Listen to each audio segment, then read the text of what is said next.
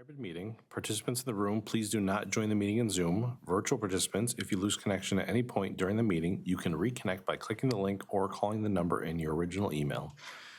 Members attending virtually, if you are able, please activate your video for purposes of quorum and keep it on for the duration of the meeting. Staff, if you are able, please activate your video. Feedback here. When you are speaking. Members of the committee, when you wish to speak, ask questions, or request a roll call vote, please raise your hand. Or raise your hand virtually. Those in the room will have their microphones are turned on all times, but you will be recognized to speak by the chair. Those attending virtually can unmute themselves when recognized. When you are finished, all should mute themselves. Members of the public who have registered to speak, those appearing virtually, the name you entered in Zoom must match the name you entered in registration. You will remain muted until called upon. If you are here in person, when you are called to speak, approach the desk that we have up here with the chair, and you'll be recognized. For all registrants, the clerk will tell you when your time is up. After all public speakers, a member of the body may ask you a question. If you need to share documentation with the committee, please send it to the email list on today's agenda. Thanks. Chair, the floor is yours. Thank you, Jim. I don't remember if you mentioned this. So all applications will go to the Common Council on the meeting of July 7th, concerts on the square and Jazz at 5. Picnic beer applications and municipal approval full-service retail applications will go to the Common Council on June 23rd. Jim, do we have any notified absences? We do not. Okay. Can we do roll call, please? Sure. Alder Glenn? Present. Alder Glenn is here. Alder Revere? Here. Alder Revere is here. Alder Figel-Cole? Here. Alder Figel-Cole is here. Ms. Harrington? Here. Ms. Harrington is here. Ms. Farley? Present. Ms. Farley's here. Ms. Westra? Here. Ms. Westra's here. Ms. Clemens? Here. Ms. Clemens is here. Chair, we have quorum. Thank you. I now call the meeting of the Alcohol License Review Committee of Wednesday, June 17th, 2006 to order at 5:38 p.m. First up, approval of the minutes from May 20th, 27th, and June 16th. Move to approve. Second. So we have a motion and a second for approval of the minutes. Any discussion? See none. Any objections to approval? See none. The minutes are approved. Up first, number one, Jim, do we have any public comment? We do have one registration for public comment. Nick Piavak. Thanks. Good afternoon. I just wanted to come and as chair of Madison Arts Commission, who is very curious in last night's hearing, and I logged on this morning to notice that last night's meeting was over 8 hours in length. I just wanted to thank you all for your service and the great diligence and oversight you have over alcohol license in this town, as alcohol, plays an important role in how arts and culture happens. And with that, I'll yield because you have a big agenda. Thanks so much. Thank you. Thank you. Nick. Thank you. Up next, we have presentation of the consent agenda. Jim, if you could read that, that would be great. Sure. So I'll do a preliminary reading of the consent agenda. The proposed consent agenda for ALRC meeting June 17th, 2026. Recommended council to grant. We have temporary Class B retailer license concurrent restricted use permits for items 3, 4, 5, and 6. Change of agents for items 9, 10, 11, 13, at 9, 10, 11. Business name change for item 13. Entity reorganization for items 14, 15, 16, and 17, 18, and 19. And request to extend license issuance beyond the 180-day limit under MGO 38.05 for items 41 and 42. And these are all recommended to the council to grant.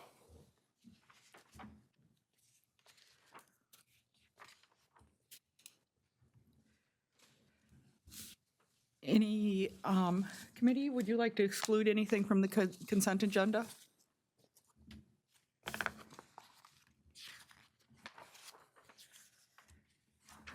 Seeing none, what would you like to do? I move to approve the proposed consent agenda. Second. So we have a move to approve the consent agenda and all items on it, and a second.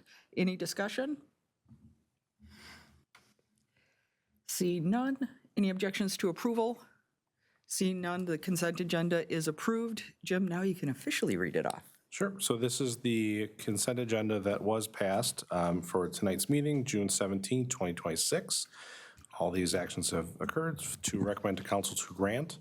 For item 3, temporary Class B retailer license, concurrent with street use permit for the Sassy Neighborhood Association. The event is Atwood Fest. Item 4, temporary Class B retailer license, concurrent with street use permit for Shanks Corner Art Society. The event is Shanks Corner's Block Party. Item 5, temporary Class B retailer license, concurrent with street use permit for the Wisconsin Chamber Orchestra. The event is Concerts on the Square. Item 6, temporary Class B retailer license, concurrent with street use permit for Jazz at 5 Inc. The event is Jazz at 5 Summer Series. Item 9, change of agent for LRP Madison 1 LLC. Item 10, change of agent SSA Group LLC. Item 11, change of agent Metcalf Foods West LLC. Item 13, business name change LRP Madison 1 LLC. Item 14, entity reorganization BB1 LLC. Item 15, entity reorganization SSP America Inc. Item 16, entity reorganization Madison Association of the Deaf Inc. Item 17, entity reorganization The Lone Girl Brewing Company Madison Tap Room. Item 18, entity reorganization Vintage 2 LLC at 674 Whitney Way. Item 19, entity reorganization for Vintage 2 LLC at 803 East Washington Avenue. Item 41, request to extend license issuance beyond the 180-day limit under MGO 38.05 for Bonzo LLC. And item 42, request to extend license issuance beyond the 180-day limit under MGO 38.05 Capital Club LLC. Thank you.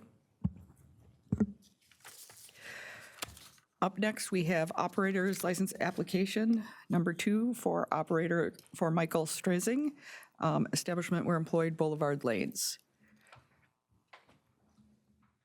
Do we have any registrants for this item? We do. I'm realizing I'm not in Zoom right now. Yes, I'm here. He's online. Okay.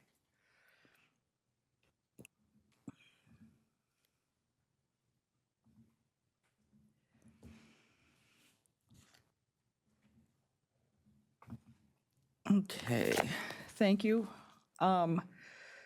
Michael, if you could just introduce yourselves, and then we'll have the lieutenant go over why your license was flagged.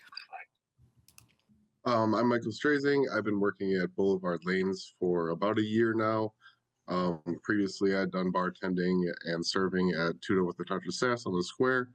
So I've been doing this for quite some time. I'm just trying to get my license for bartending.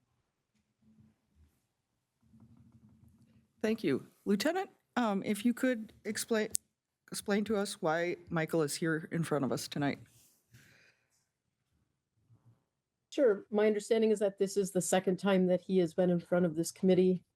What has been flagged is an OWI first offense, refusal to take test for intoxication after arrest in West Salem PD in 2023. UWPD has a resist obstructing an officer charge from 2023. And then there is a stalking charge, Madison PD 2023. Looks like there was an adjudication sentencing hearing on the 28th of May of this year. I also have a note. I don't know who wrote this note, but it does say second time at ALRC may be approved if completed prior requests, which I am unclear of what those prior requests were. Yep. I can clear that up if you'd like. The stalking charge was dismissed on the 28th. So the only things we really should be discussing are the OWI and the resisting an officer. Like I said, I'm presumed innocent of the stalking case. So I sent an email to Jim and the license. Sorry, some other people were CC'd on that email for your request to get a note from my primary care doctor who handles my mental health meds to show proof of rehabilitation after the OWI and resisting arrest charges, and I completed that. Can you guys let me know if you guys received that?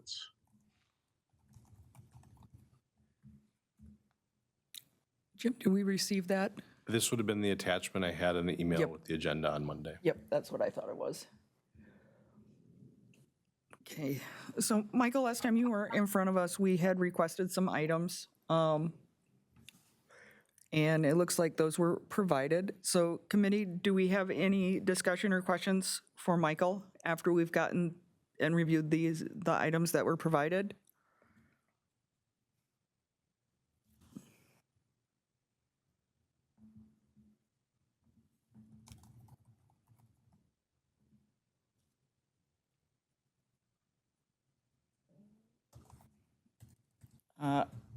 Alder Cole. Thank you. So I'm sorry, I was trying to find when was the last time Michael was at the committee. Can someone refresh my memory? I believe he was here last month. Yeah, almost a month ago. Almost a month ago. Okay, so okay, got it. I believe he was here 2 months ago, and we needed a new application because the first one he did was so long ago that we felt a new background check should be run, and he completed that. And then when he showed up last month, we asked for proof of rehabilitation, and he provided that. So when that, maybe that's what I'm getting a little bit confused. So when we filed a new application, we didn't create a new Legistar number. We just put it on the same Legistar. Correct. Okay, Because I the was just per- looking for the he sounded familiar, but I couldn't find like the double visit on the history of it. That's really what my confusion was. So at this moment, I don't have any questions for Michael, but I just wanted to clarify that. Thank you. Okay. In Alder Revere. Thank you, Chair. Thanks for joining us again. Just, I think, one question to confirm that you're no longer under Wisconsin Department of Corrections supervision. Is that correct? You successfully? That's correct. You successfully completed Successfully that? completed. Yep. Great. Thank you. Congratulations. Thank you.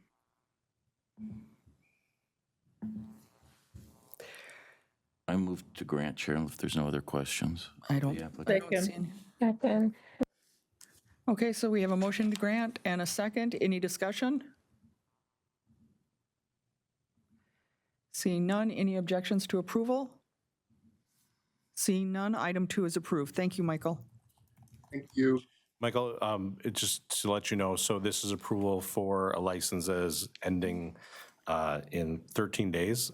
So when the council approves it, I can send you information on how to renew the license for the next 2-year cycle. Great. Thank you. You're welcome. Okay, so up next is item, let me find it, number 30, I believe. Correct, Jim? Yep. And that license comes up because that requires interpretation. So do we have a registrant for this item? We do not. We do not have a We registrant. have an interpreter, we do not have a registrant. Okay. I believe this applicant has a license already, but they're looking to apply for a combination license. Yes. That is correct. And this is their second appearance before the committee. They were here they were scheduled to be last month too, and did not appear to that one too. I've not heard from them, but I have sent them emails on registering for both meetings. Okay. Alder Cole. 2 questions. How many times do we refer once? We've referred it once already. But how many times do we usually refer the item to give the applicant a chance? I think 2 is usually kind of our max. We have done one before. It depends on if we've heard anything, usually from people.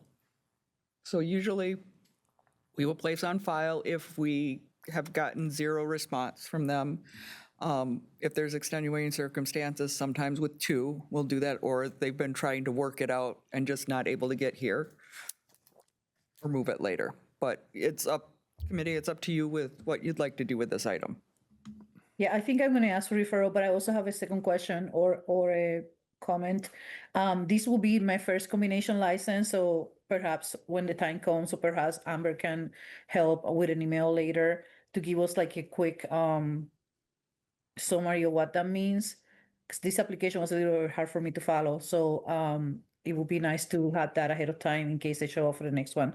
So that's just a comment. I move to refer for one more time to the next meeting.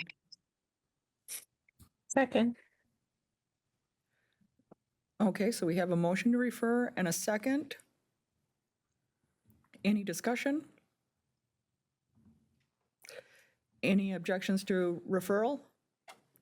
Seeing none, item 30 is referred to July. We're in June. July. It's going to July. Okay, so that brings us back to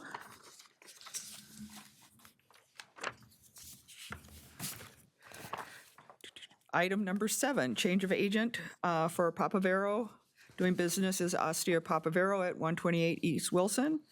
The new agent is Samantha Schulte. Do we have a registrant for this item? We do. Let's see. Samantha is in Zoom. Okay, Hello.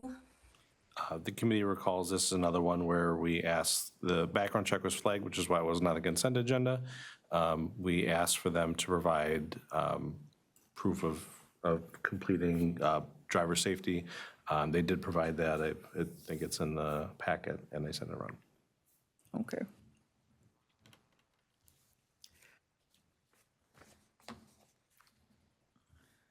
So committee, do you have any questions for Samantha?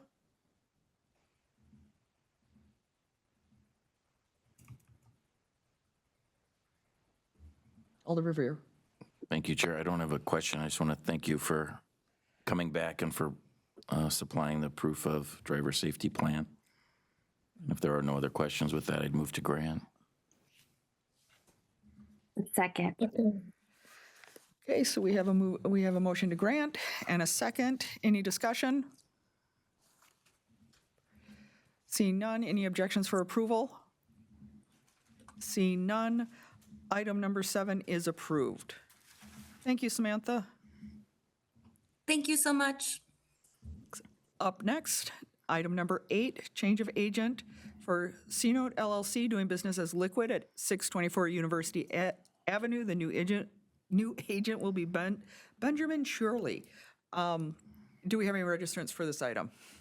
Yes, Ben is registered and in person. Okay, Ben, if you could come on up.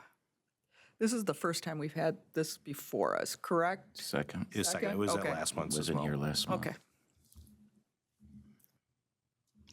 And Ben also provided a driver safety plan. I am redacting it right now, and then I will send it around in the next minute.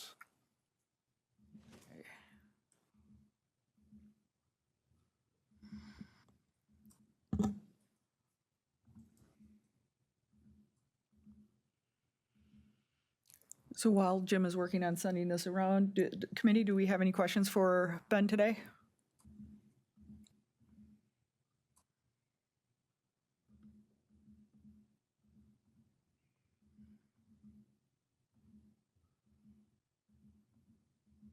Alder Cole, do you have a question, or is your hand just up physically?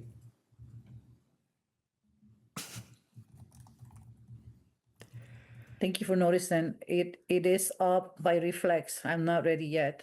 Give me Okay. 1 second. Wait, you're getting there. You're It's getting like there. I'm just moving through my screen, so I may have to raise my hand. Hold on. Okay. All right, it has been sent, Okay, thank you. and I'll attach it to the legislative file as well. So you send that to our emails, Jim? Yes. Thank you.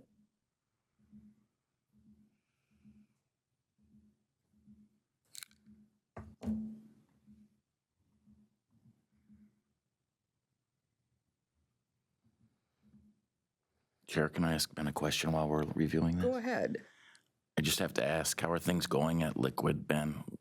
I don't know if you heard we were in a multiple-hour entertainment license revocation hearing last night relating to EDM, and I was thinking of Liquid much of the night. How are things going at Liquid? I haven't seen you in a long time. Yeah, it's gone well. Like to keep the venue fun and safe so that we don't have to bring any of those kind of issues to you. Am I correct? Is your genre of music, just out of curiosity, still predominantly EDM? Yes, almost exclusively. We do some live bands and other types of entertainment, but almost exclusively EDM. And this doesn't relate to your why you're here tonight, but if I could just ask one last question. One of the arguments last night that was put forward was that they provide a showcase for local DJs. Mm-hmm. Do you have many local DJs, or are you mostly national and regional touring performers? Both. You do have local DJs? Yeah, we have a series called the DJ Summit that I started about 8 years ago there, and we've had over 500 local regional DJs perform in that series over the years. And we also do other showcases that are more kind of genre specific, often curated by an accomplished local or regional artist. Great, thank you. It helps You're welcome. me sleep better. Clearing my conscience that we haven't, ended a genre in Madison, temporarily at least, with the suspension of their license. Okay. Yep. Thank you. Thanks for allowing those. No problem. Perhaps But it got- off-topic questions, Chair. So, It got Alder Cole ready to go. yes, So I Alder was Cole. filibustering for Alder Figueroa Cole. Sure. Use me as an excuse for you to go. No, I don't have any questions, and if there's nobody else, I move for approval and thank the registrant for providing the information that is required for us to help make these decisions. So I moved up to grant.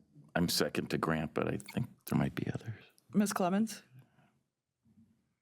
Thank you, Chair. I just had one quick question for Mr. Churley, if that's all right. Just a question on timing.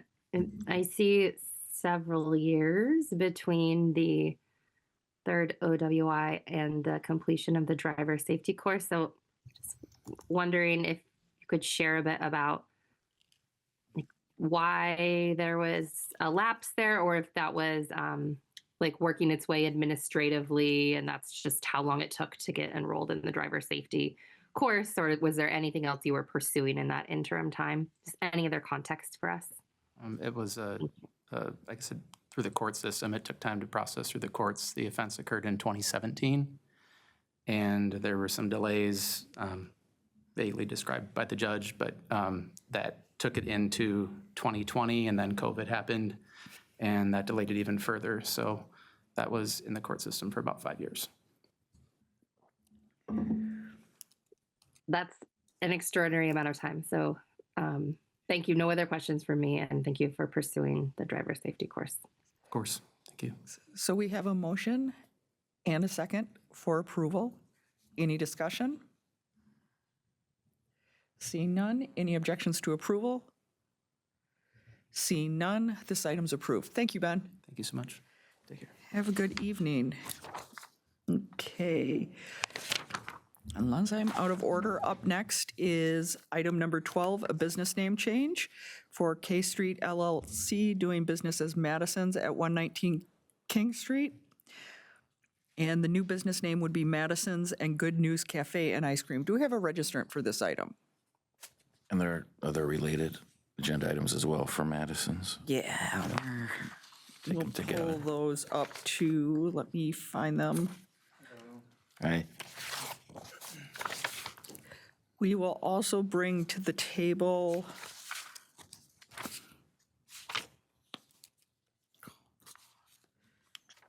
Change premises, I think it might be 19, no, 20 license. 22. 22, thank you. And we'll bring forward item 22. Oh, that's because I'm missing a page. That's why we're having a problem. Let me just find that page. Here we go. And we'll bring forward change of license premises at Madison's, request to add adjacent address at 117 King Street, a 100-square-foot ice cream shop to the licensed premises. If you could introduce yourself and tell us what you're planning to do over there, that would be great. Yeah, so my name is Henry Gibson, and when the ice cream shop was set up about 5 years ago, I wasn't there, but I believe that they never added 117 to the K Street alcohol license, so it only lists 119. And then we were contacted probably 5 or 6 months ago that we needed to add it on, so that's the whole goal today, is to add on the 117 address to the alcohol license. Okay. Attorney Zillaby.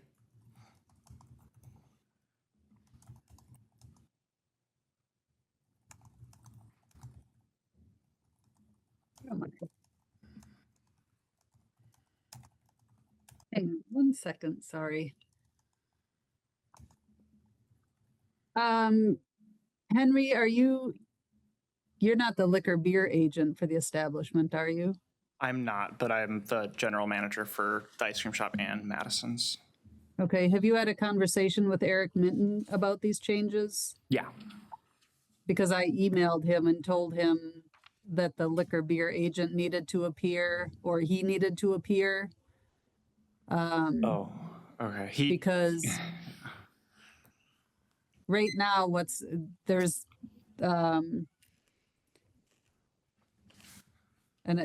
one of the items on the agenda that lists the liquor beer agent as Andrea, and that change, to my knowledge, has not gone through yet.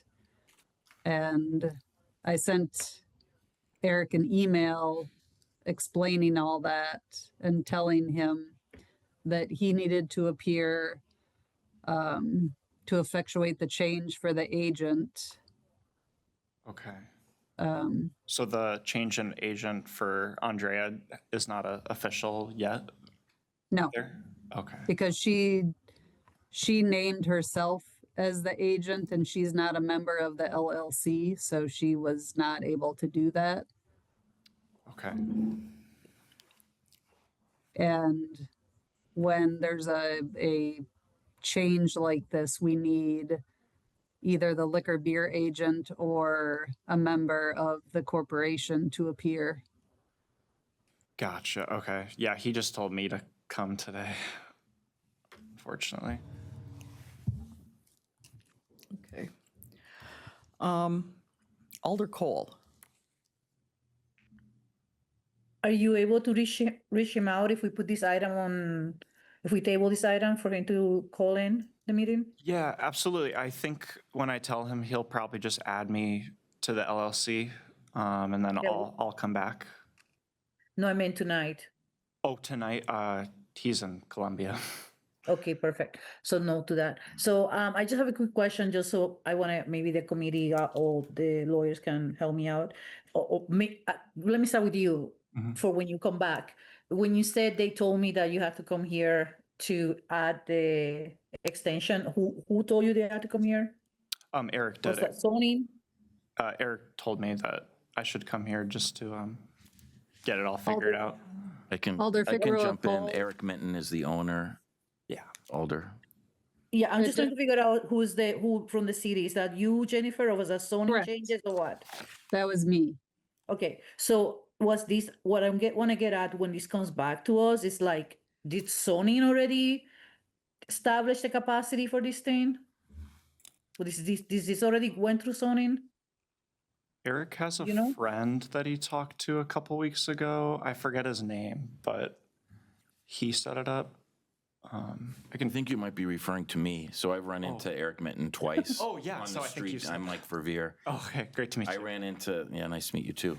I ran into Eric twice walking around downtown and eating dinner one night, and I told him that, he's on the agenda tonight and that they missed last month. Gotcha. I actually texted him last month too, hoping that you could come in time. So Mike, while I'm- again, for anyone on the committee, does these need zoning approval for capacity?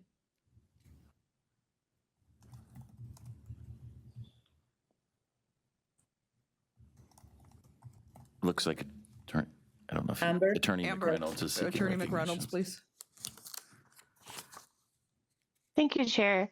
Alder Miracle, this business, the ice cream shop, has been operating, so I'm not sure about that. But the alcohol part of this came from the Department of Revenue.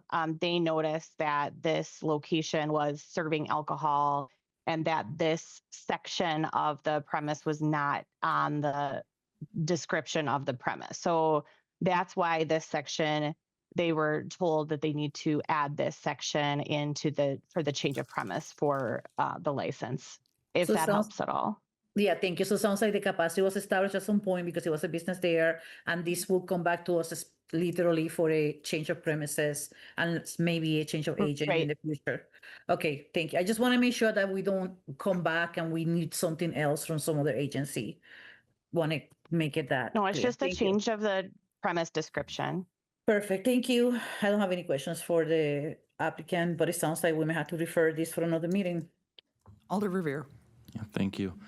So speaking of the change of agent that Attorney Zillivi first referenced, I know it was on our agenda last month. The motion was to refer it to this month, but it doesn't look like it made it on tonight's agenda. Or am I missing that? The agent change? Yeah. Yeah, it looks like it got, for some reason, the status got changed to in committee rather than change of agent, so it didn't pull onto the agenda. But I fixed that, so next month it will come. So there will be 3 agenda items relating to Madison's. Change business Andrea. name, change of premises, and the change of agent. Okay, but Attorney for Henry, is it right, Henry? Yeah. For Henry's benefit, though, the application that we have is incomplete because, for the reasons Assistant City Attorney Zillivi stated, that, The change of agent application? yeah, Yeah. has a new one been submitted? Or, I thought maybe it did. I'll have to look through my emails again. I wasn't finding it this afternoon. but anyway, Attorney Zillivi, you say that this is all in writing to Eric Minton? Correct. Yeah. So if you can- Henry, do you know how long he'll be out of the country? Will he be back by mid-July? If they make me an officer of the LLC, would that work when I return next month? Maybe you should be the agent instead of Andrea. Can I ask a question about that? Is that okay? I was just wondering, for me to be the agent, I think when I was trying to at first, but they said either your serve safe needs to be less than 2 years old. Is there other qualifications that could make me the agent besides redoing the test or updating that? You either have to have a beverage server training certificate that has been issued within the last 2 years, or you need to have held an operator license or been a liquor beer agent at any establishment within the last 2 years. Okay, gotcha, okay. You qualify for those? No, but I can do my serve safe again. I can renew it because. Alder Cole. I'm not sure if he's confused, but I'm confused. So the agent, even if he becomes the agent, don't we still need the existing agent to be at the meeting? If he Well, we applies need to be the the owner. agent? We need the owner of the LLC because I'm not sure the current agent is even still employed there. Okay, just want to make it clear that he cannot just come next month and say, put me as an agent. He needs someone above to represent that action, Right. correct? Right. So the person that is out of the country, is that the owner? Yes. Yes. Okay, so we'll need him either via phone or whatever. Did you know if he'll be back or if he will be available to call into the ARC for next month so we can refer this item? Next month, absolutely. And if I was, just to confirm, if I was made one of the officers on the LLC, would he need to be present still? He would. Yes, because he's got to be there for adding you as a member of the LLC. Okay. Yeah, I was afraid that that was still a confusion. Yes. Thank you. Like I said, I sent him a detailed email letting him know the process. I told him he could appear virtually if he needed to. I'll send him another email, but you might want to also, Henry, ask him to give me a call. I can do that. Okay, thank you.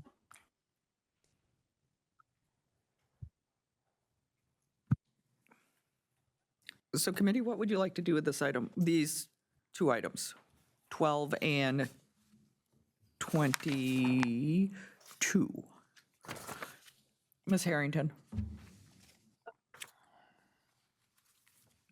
I think I accidentally. Yeah, sorry. Yeah, no, I moved to refer items 12 and 22 to the July meeting of the Alcohol License Review Committee. I second, and I also have a question. Okay. So Okay, discussion, so question. There you go, perfect. I just want to, again, to make sure that we don't make this person come back unnecessarily. So we covered that we need the owner to be authorizing him to be added as an agent. So if he decides to proceed with that and prepare himself to do that, what is there enough time from now to the July meeting for his application to come through? Perfect. That's just, I also want to clarify that. If someone can clarify the schedule, how long he may have to come back eventually in the future. So can someone please clarify that part? The deadline to get in the July meeting was this last Monday. Okay, Henry. So if you want to become an agent, it will be then in the future, maybe the August meeting or something. So it will be a different meeting that you have to come in with the owner. Okay. Yeah, perfect. Thank you. So yeah, I second and I'm good to go. Okay.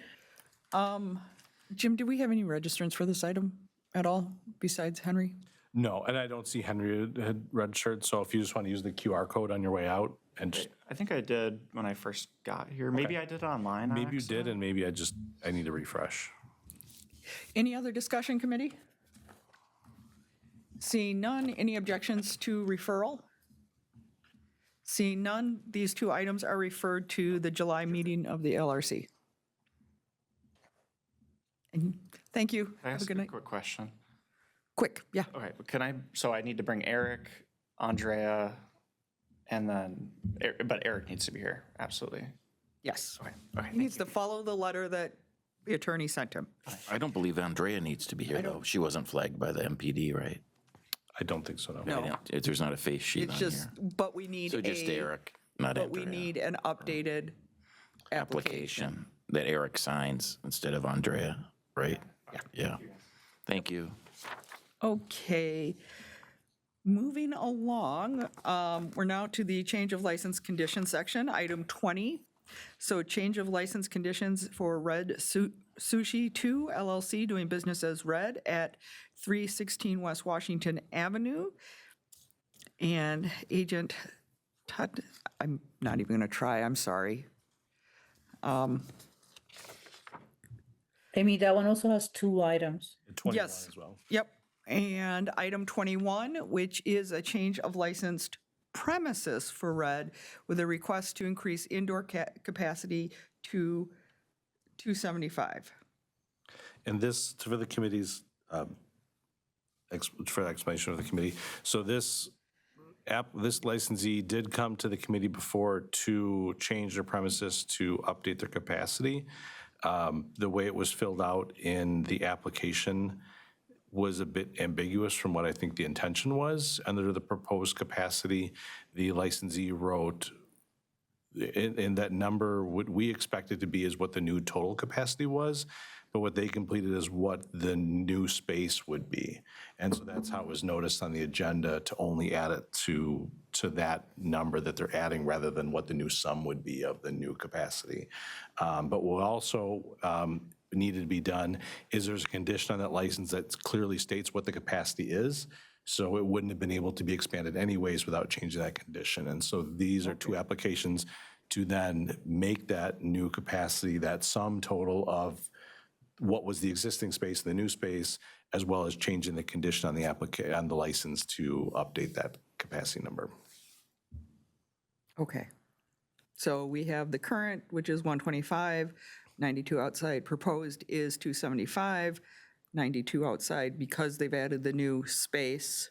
So then that would be the change of license premise for the condition, and then changing the condition on the license. Yeah, so the committee's already approved the space, they just need to update the capacity. Okay. Alder Cole. Sorry, and I have another question. So then what do we use to change the capacity? Was this something again that the fire department already calculated, or zoning?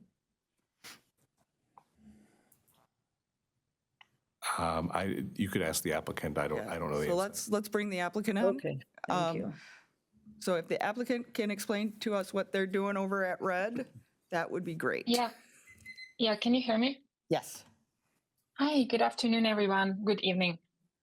Yeah, so back in April of 2024, I appeared at their committee with an application for our expansion space. I just didn't fill the application correctly.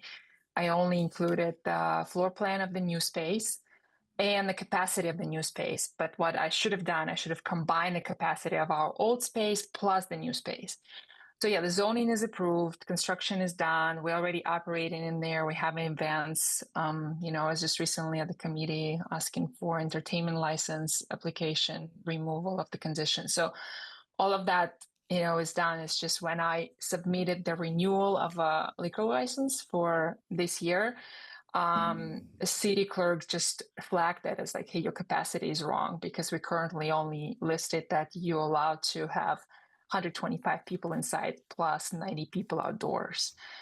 So they made me go through this process again and just resubmit everything and include the total capacity, which includes 275 plus 90 outdoors.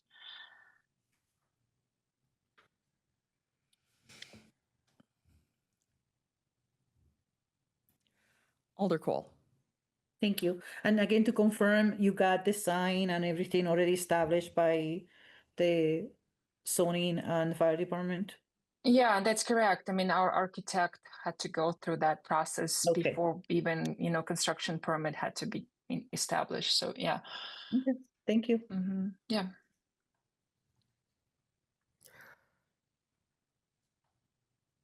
Committee, are there any other questions for the applicant?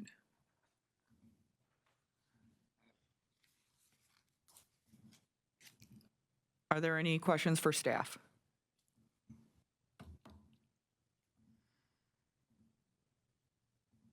Alder Cole. Staff, can you do we have conditions on this license? And if you do, can you please write them up out loud, please?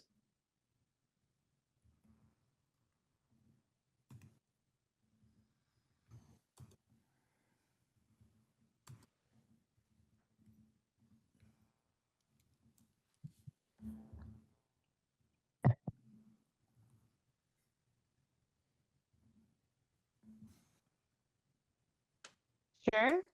Jim's pulling that up. Alder McReynolds. Oh, I'm okay. sorry. Attorney McReynolds. The motion. Sure. Alder Figueroa, do you want all the conditions or just the condition that is relevant for today? So the condition is, I imagine, is the capacity, the one that we're going to change, right? Yes. So condition 5 is the capacity is 125 indoors and 92 outdoors. And then we're going to change it to the numbers that we have in the application. Correct. Okay. All right. Thank you.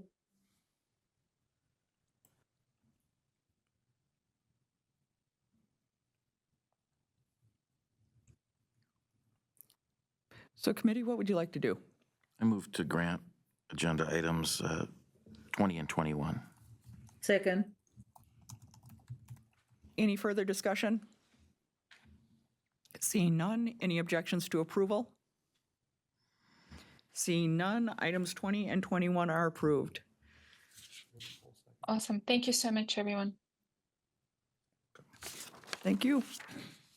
Okay, up next, item number 23, change of license premise for Light of the Moon Incorporated, doing business as the Moon Bar at 228 West Gorham Street. They're requesting to add a sidewalk cafe on North Broome Street, side of the building, roughly 30 feet along the building, extending 5 feet from the wall.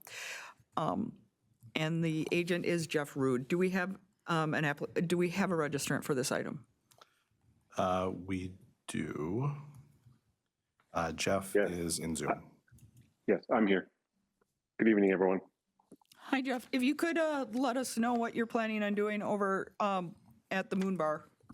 Yeah, no, thanks so much. Just looking to add a small outdoor seating area along Broome Street. So on my application, I have that it will be against the building. I'm working with street vending to figure out exactly where that's going to be. I don't have a resolution for that, so it may be actually on not against the building, more like on the curb to give room for people to walk down the sidewalk. But until I get that firmed up with them, I didn't update the drawing. But really just looking to add an area about 30 feet long, add 5 to 6 tables with probably 2 to 3 seats per to get about 20 people sitting outside, 20 to 25 people. Okay. Committee, do we have any questions for the applicant? Alder Cole. Thank you. So it sounds to me that these plans are not totally finalized, or it's unclear what the capacity will be based on the plans and the determination from the other agencies. So I feel like it's a little bit premature for us to make decisions at this point. I mean, I guess it's the space will be the same whether it's against the building or on the street. It will likely be along the street. So, I'm hoping to move forward tonight with my request. It's not going to affect the capacity. Again, I believe I put on the application 25 seats outside. So how far are you in the communications with the other agency to get to finalize these plans, the new plans? Because also you stated that this is not the plan that we are approving. So how far are you on that discussion? Well, I was hoping to be a lot farther than I am. I just found out yesterday the person that I'm working with is on vacation for a couple weeks, so I don't have a firm timeline from them. But I am confident that before the July 7th Common Council will be able to come to a conclusion on this, and I can submit any additional information that the committee needs. Okay, I'm going to pass at that for a moment. So if any other people have any questions, thank you. Thank you. Okay. I was just going to ask Attorney McReynolds if she could let us know where this is in the process, if this is something that we can move forward with tonight. Thank you, Chair. I mean, technically you can, but like we've said many times before, you as the Alcohol Licensing Committee could approve something, but that doesn't mean it's actually approved. It just means that if it hypothetically gets approved through the other city agencies, then the alcohol there that has been requested has been approved. So there's nothing wrong with doing it now. I think it's best practice to have something like this handled through the other agencies first so that you have a better idea of what you're looking at and what you're approving. But it is up to you what you would like to do. Thank you. I was anticipating. Thank you for that. That wasn't a question to you. So hold on. My thought is the way that he's clearly described a premises, and if the sidewalk, if the street vending approves that area, I think that would be good. But I think if a different area is approved, I think you would have to do a change of premises to then add that new area to whatever it is that street vending approves. Because the approval is not for a sidewalk, cafe, or patio, wherever it is, ends up being, it's for this specific area on the application, which has been noticed. Yep. Do we have any other questions for the applicant, Alder Revere? I don't have questions for Jeff. I just wanted to more or less state what the staff said, and that is that, for those that aren't familiar, we've done this many times where the applicant has the option to come here first or go to the street vending coordinator first. And it is true that Megan Blakehorst is on vacation until July 1st, because I've heard this from other downtown establishments so that are in this waiting period to have their sidewalk cafes approved. So I am personally comfortable moving forward tonight, but with the understanding that Jeff, you'll have to come back if you end up having the sidewalk cafe in a different location on Broome Street, or if the capacity ends up, being greater than the 25 that you think it will be.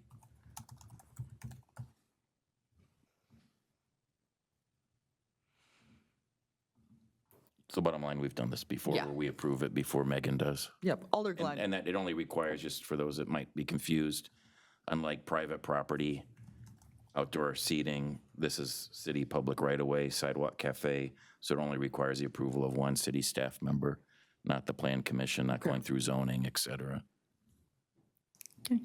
Alder Glenn. Thank you. Yes, thank you. I just have a couple questions before, I'm fine with moving forward if the applicant is fine with that. If we have to change it, you have to come back. But I'd like to hear a little bit more about like your ideas. The applicant is, applications are pretty simple, but what are the proposed hours kind of for the outdoor cafe? Is it congruent with your current hours? I'd love to just hear kind of your ideas. Sure. No, thank you for the question. It will be congruent with our current hours. I know that the statute allows us to be open until 1:30 out there. I don't know that we're going to be open that late outside. We've just hired a new chef and are trying to increase our food sales and our food offerings, and are actually looking, if we're going to increase hours for this, it would be probably during the day, earlier, for more of a lunch / brunch offering versus a late night seating area. Thank you. Have you talked to Alder just about the new ideas you have with the street cafe? Yes. And any feedback or any concerns did he have? No concerns. All feedback was positive. Thank you. I'm good.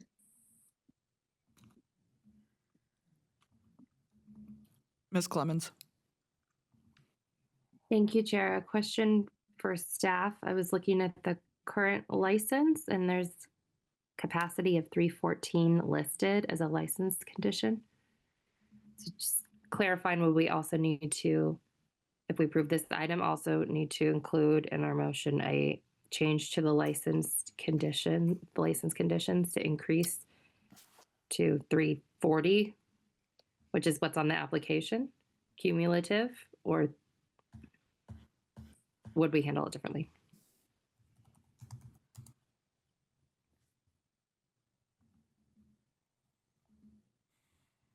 Am I allowed to offer anything here or no? No, unfortunately, no. Okay. Attorney McReynolds. Thank you, Chair. That's a great point that you raised. This has not been noticed for a change of condition, so that cannot be done at this meeting.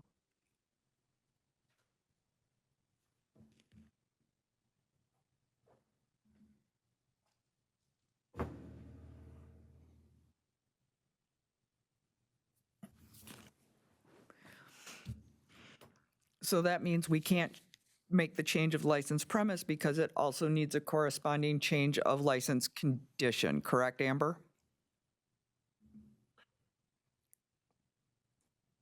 Yes. Okay, and so for all of the licenses that we've started putting the capacity on the license as a condition, that will have to be the new process going forward, is there will always have to be 2 items for those if they want to change their license, their capacity. Well, Well, I was going sorry, to say. go ahead, Jim. What is on, part of the license just says the capacity, it doesn't clarify whether it's indoor or outdoor. So I think the committee could approve a footprint capacity change, a footprint premises change, but the capacity, not cumulative number between indoor and outdoor, I don't think would change because the way it's written, it just says 314, doesn't say 314 indoor and is silent on the outdoor. I think you would just have to abide by 314 cumulative between indoor and outdoor.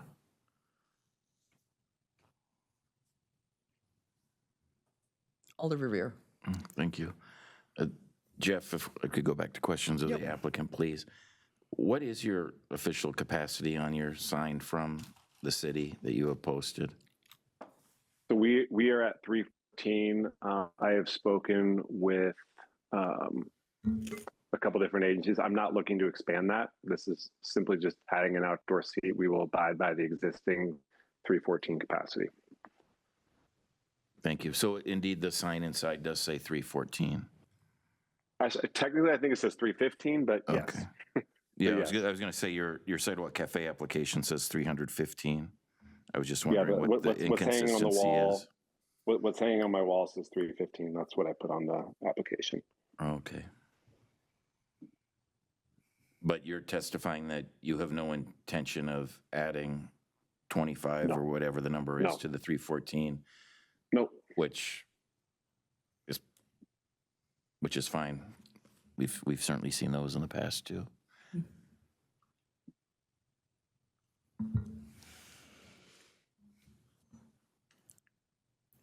Committee, are there, Alder Cole? I'm sorry, Amber, Attorney Reynolds, can you please, I'm getting messages here. So the condition is on the capacity is in the condition. Maybe, I don't even know if it's there or not. I'm going to assume that it is. And I thought you stated that we needed to notice that as a condition change, regardless if it's indoors or outdoors, because I would imagine the outdoor will be 0 and we're going to change it to 25. So that's a change of condition. That's correct. What I think I just heard the applicant say was that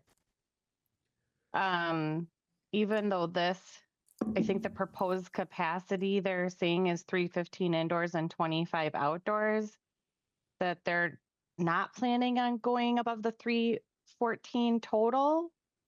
I am also confused. The condition on the entertainment license is the capacity is 314 persons. It does not say anything about indoors or outdoors. And so as long as whatever you approve today regarding the change of license premise still falls within that, then that's okay. If you're doing anything outside or above that with the change in license premise, then it would need a change in conditions. Does that answer the question? Yes. So what we are saying is that he's not adding 25 seats because, so then why are we here? Because it's a change in license premise and the current license premise only discusses the indoors. Okay. And so the change in premise is to have alcohol in the outdoors. Correct. Okay. And then going back to the other discussion we were having about the premise being presented today as notice as X, Y, and Z, but we don't know exactly what that will be. I still don't understand why we are making this decision. I get that Alder Revere, I think I get Alder Revere's point, but I'm still not comfortable making, I mean, I guess put it to a vote, but I will not support these, I'd rather we refer this until we have the full information. So I wouldn't be supporting this one at this moment.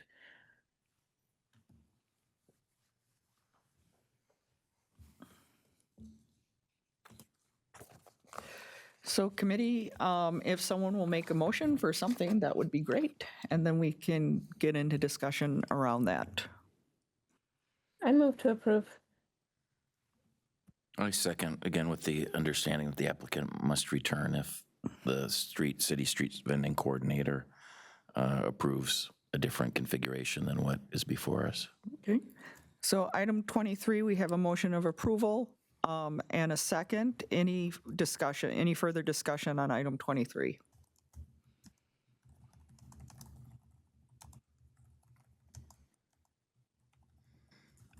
Seeing none. Any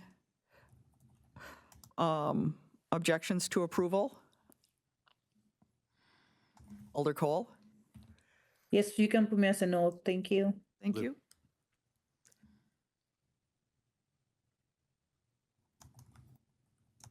Jim, were you going to say something? I said, okay. Okay, that's fine. So seeing no other objections except Alder Cole's no, item 23 is approved.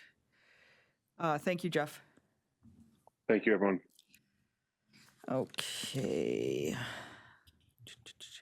Up next, we have item 24, change of license premise for Madison Locomotive LLC doing business as Locomotive at 646 West Washington. Number 5, they want to expand from train car 5 to include train car number 4 with the same dimensions. And a private outdoor train platform area besides car number 4. And we also have a 21-plus entertainment license, item number 28 at 646 West Washington Avenue, number 5. Jim, do we have any registrants for this item? Yeah, we have 2 registrants, Brian Schubat and R. Sneer, and both are in Zoom. Excellent. And so whichever one is representing, I see it's our Zoom. If you could introduce yourself and tell us what you're planning to do over with the train cars. Hi, can you hear me? Yes.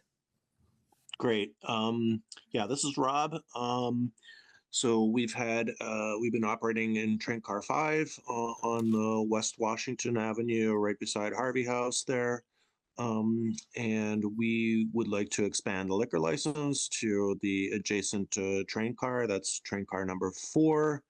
And then also expand the license to include the outdoor area as was listed in the application. Yeah, it's just a side platform area right beside car 4. And then also we'd like to get a permanent entertainment license for the indoor area through the year.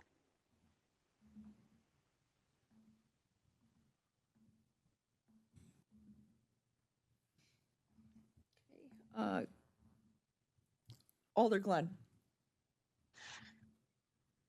I was trying to wait for you to say any questions. Any questions?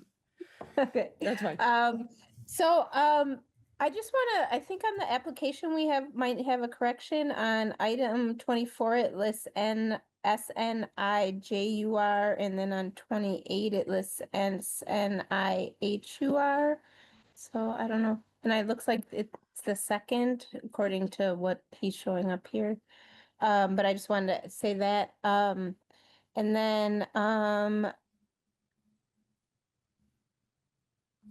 so what kind of entertainment is planned for, and I'll start there. What is the entertainment license and what's the plan? I didn't really hear you really dig into that. Right. First of all, yeah, it is the second name with an H. I don't know how that got mixed up there. But yeah, mostly it's going to be like DJ events with like dance parties. We've had a number of temporary entertainment licenses for the past couple of years, but you can only get 5 of those per year. So now we'd like to be able to do it more times per year. They've been mostly private events where they do a DJ dance party.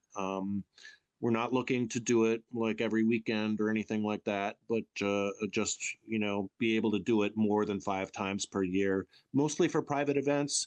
A couple of these events have been basically run by private people, but then they allow the public to enter as well. Thank you. And what is the 50% other? On your license? Rental charges. Okay. And then, so how will, going between the 2 trains, how will you be able to make sure, like, securing, like, prevent alcohol from leaving the premises? We'll have to have people policing, just checking on the outdoor. I mean, it's only like maybe 10 feet to go from one car to the other. It's not a big space. And then that's where the stairs are between the 2 cars, and that allows you to pass down to the ground floor, which is where we have the outdoor space. So it's all kind of enclosed, and it's all controlled by us.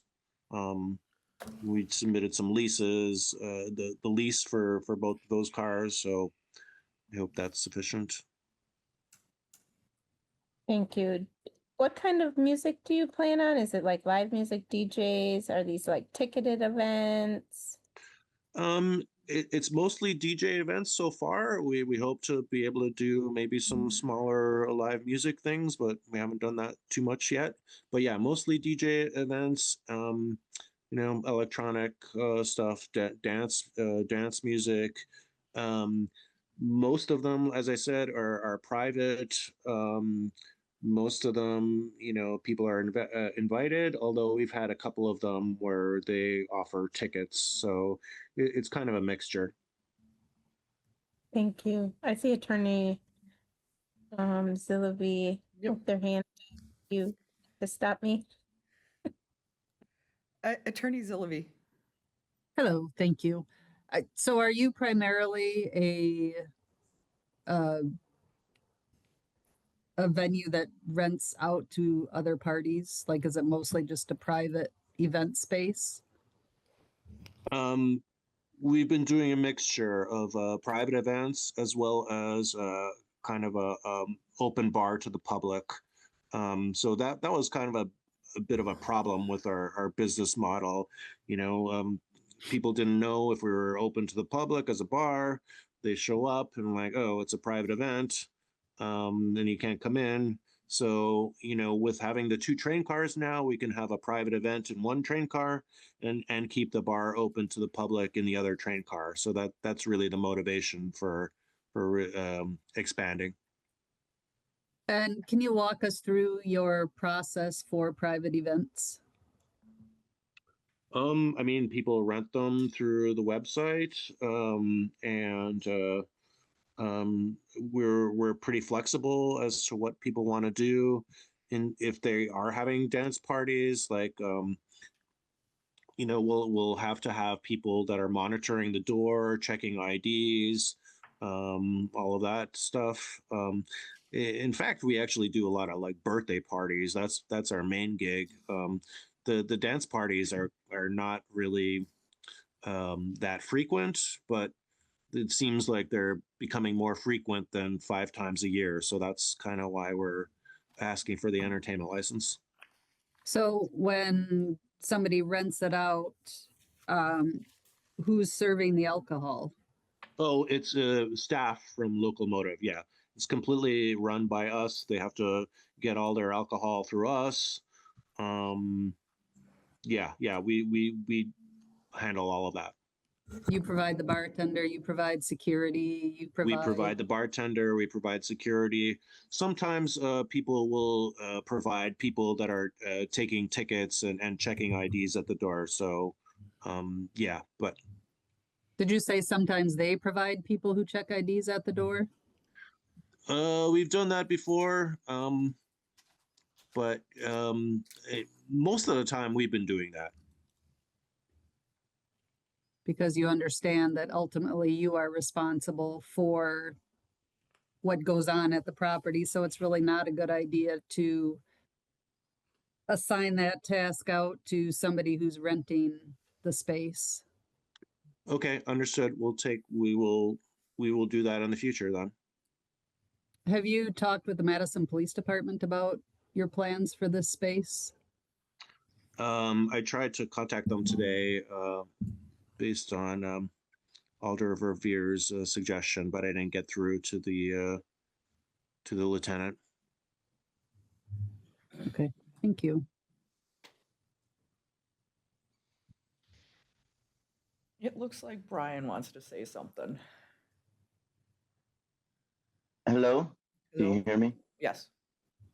Yes, I'm Brian Schubert. Yeah, I just wanted to elaborate on a few things. The entertainment, it not only includes DJs, but also we've been doing comedy events once a month that are a big plus. We do want to expand that to having live music as well. We've had a live saxophonist just the other day. And in the past, it's been a few years, but we had a duo live band play in Train Car 5. And as far as the ticketing, just recently we have been employing our own person to take tickets. So that is already been nipped in the bud, and we will proceed to be doing that going forward. We will be having all eyes and hands internally on that process. Guys, I have one question for you. Is train car 4 going to be set up like train car 5 for the most part? Or is that going to be set up differently? If people haven't been over to your establishment yet, Locomotive, the train car has a space where you could have some room, but has lovely cozy couches in the back and the bars up front near the stairs. It's a very tight space. So will train car 4 be set up similarly, or is it going to be more of an open train car? Currently, there is a temporary bar ready to be set up there, but it's like all the way in the back. It's away from the stair entrance. So right now would be like used as overflow for patrons when the bar is open. When we're rented out as an event, people would get their drinks in car 5 currently and go into train car 4. Also, that reminds me, like Rob said, most of the parties are like birthday parties, wedding type of events. We've had surprisingly several wedding ceremonies in car 5 as well, and a few business retreats, graduation parties, that sort of thing. So that's kind of along the lines of the majority of our events. But we've also been trying to incorporate some DJ parties as well. That's where the temporary license had been applied for, and we'd like to do that more often going ahead in the future. So that's why we're applying for a permanent yearly license. Okay, thank you. Ms. Harrington. Thank you, Chair, and thanks, gentlemen, for coming out and talking about your proposal. I have a question on the entertainment license application. It indicates that the music will happen inside the train car, but then there's a comma, except when it won't. So could you explain that a little bit more? What are you anticipating? Maybe the frequency of inside versus outside, and what conditions would there be in place to say this is going to be inside or whether it's going to be outside? I would say that it's entirely inside right now. If there's a comma, unless it's not, that would be a special occasion, like that would require further permits. Like say, if we were to be able to have a temporary stage put outside for like one occasion, and would be like very rarely. So this wouldn't be like this wouldn't be a very frequent thing that we would be planning. We haven't had any outdoor entertainment at all thus far. Yeah, I think there may have been some confusion when I submitted that the application, and it was yeah, we totally plan to do all of the entertainment stuff, the music stuff indoors, and unless and I understood if we wanted to do something outdoors, we would have to go through another process to get that approved. So I think that's where that stuff after the comma came through. So apologize for the confusion.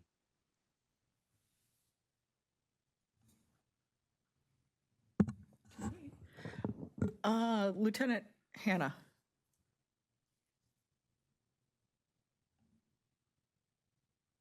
MPD would love to have a conversation with these folks to get a few more details about this plan.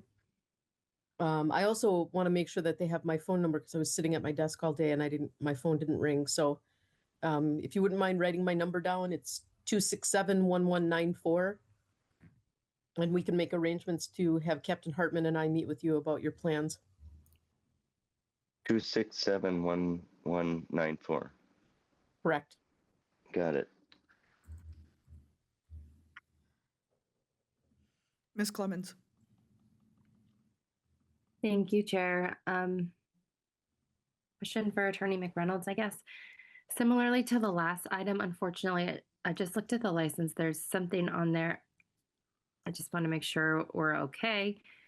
I'm not changing. It says all service, storage, consumption of alcohol within a train lounge car.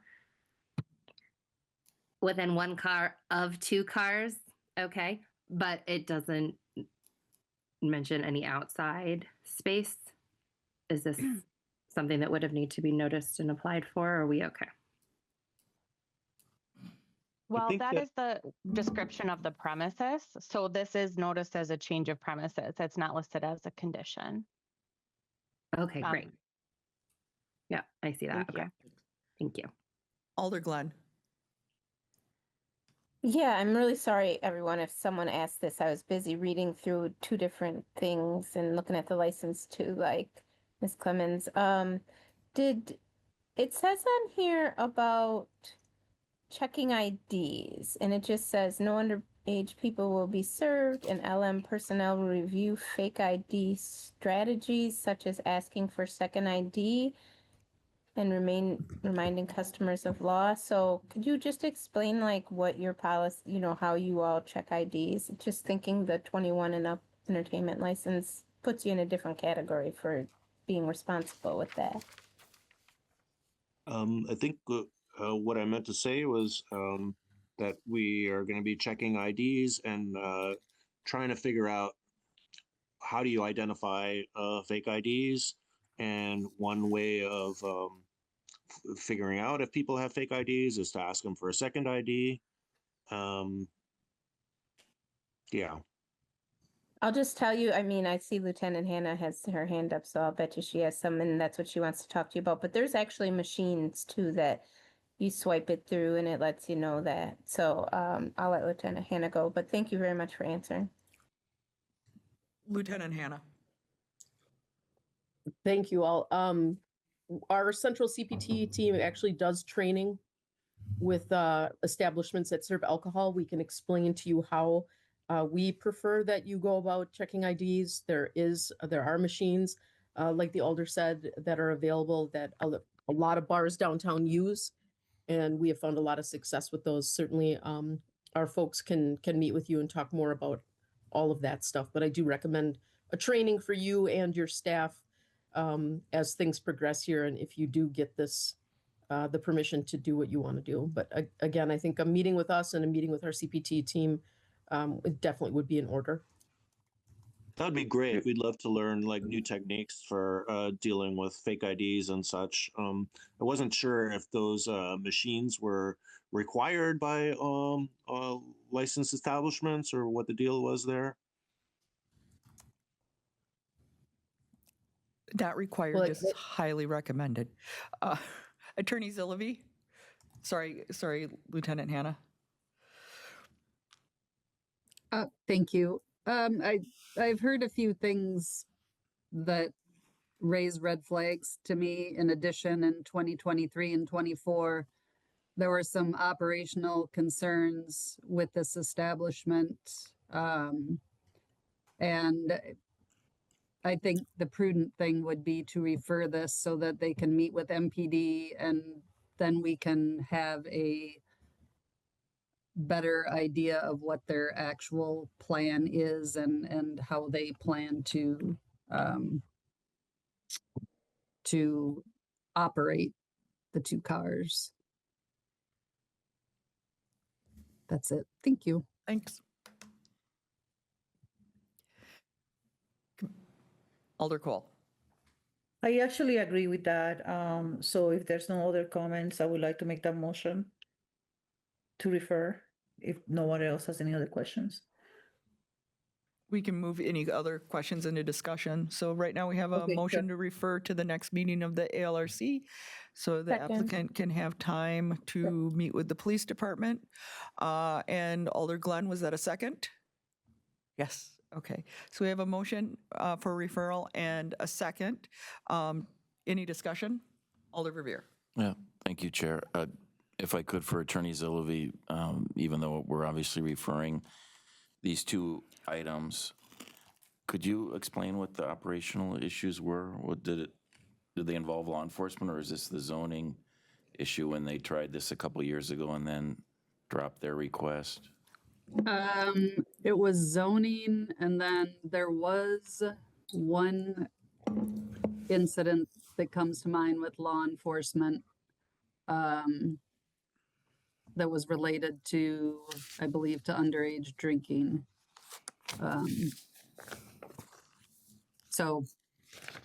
And when they first got the license, they said they were an art gallery, but then they were having these events, which I think is why they ended up getting the temporary entertainment licenses. But as I said, there a few red flags that I'm hearing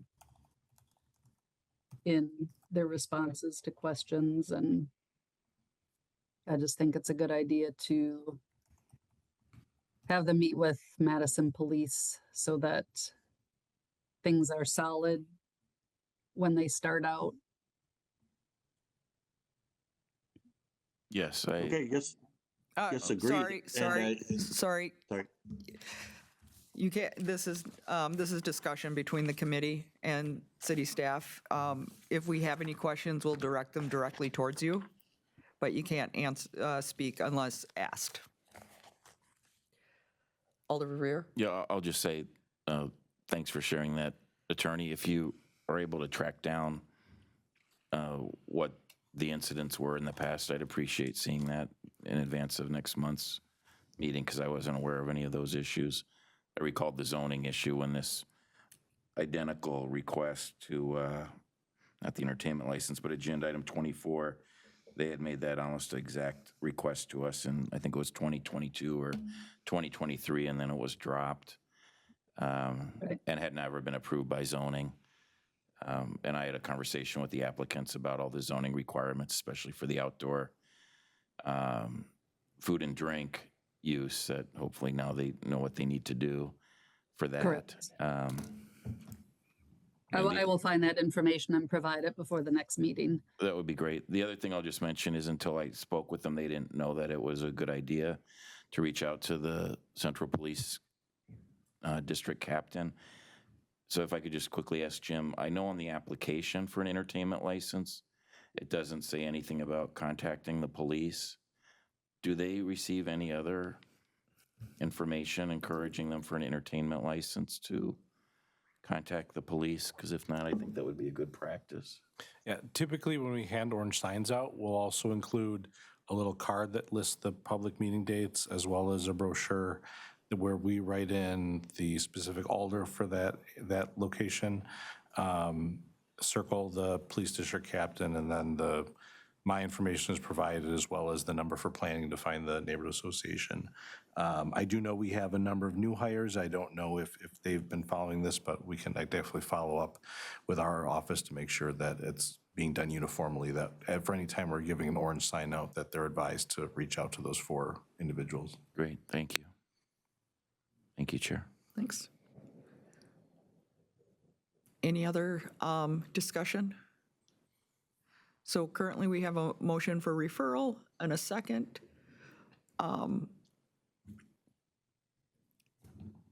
Any objections to approval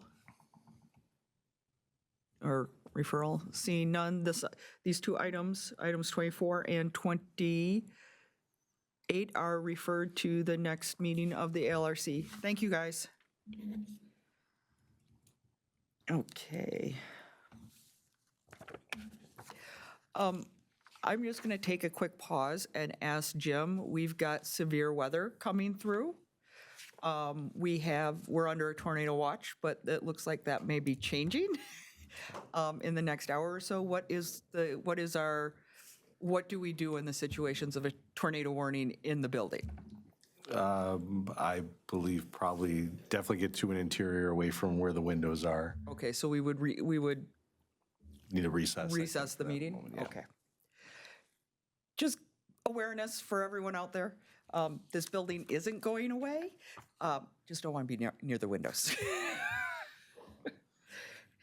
Okay. Up next, item 25, change of license premise of State Street Brat House of Madison Incorporated, doing business as State Street Brats at 603 State Street. Keegan Mauer is the agent, and this is the request to add area on 438 North Francis Street for outdoor patio, bathrooms, food truck, parking, and service for customers. Do we have any registrants for this item? We have 2 registrants. We have Keegan Mauer, who is in support, wishing to speak, and Rick Eberhardt, who is neither in support nor opposition, also wishing to speak.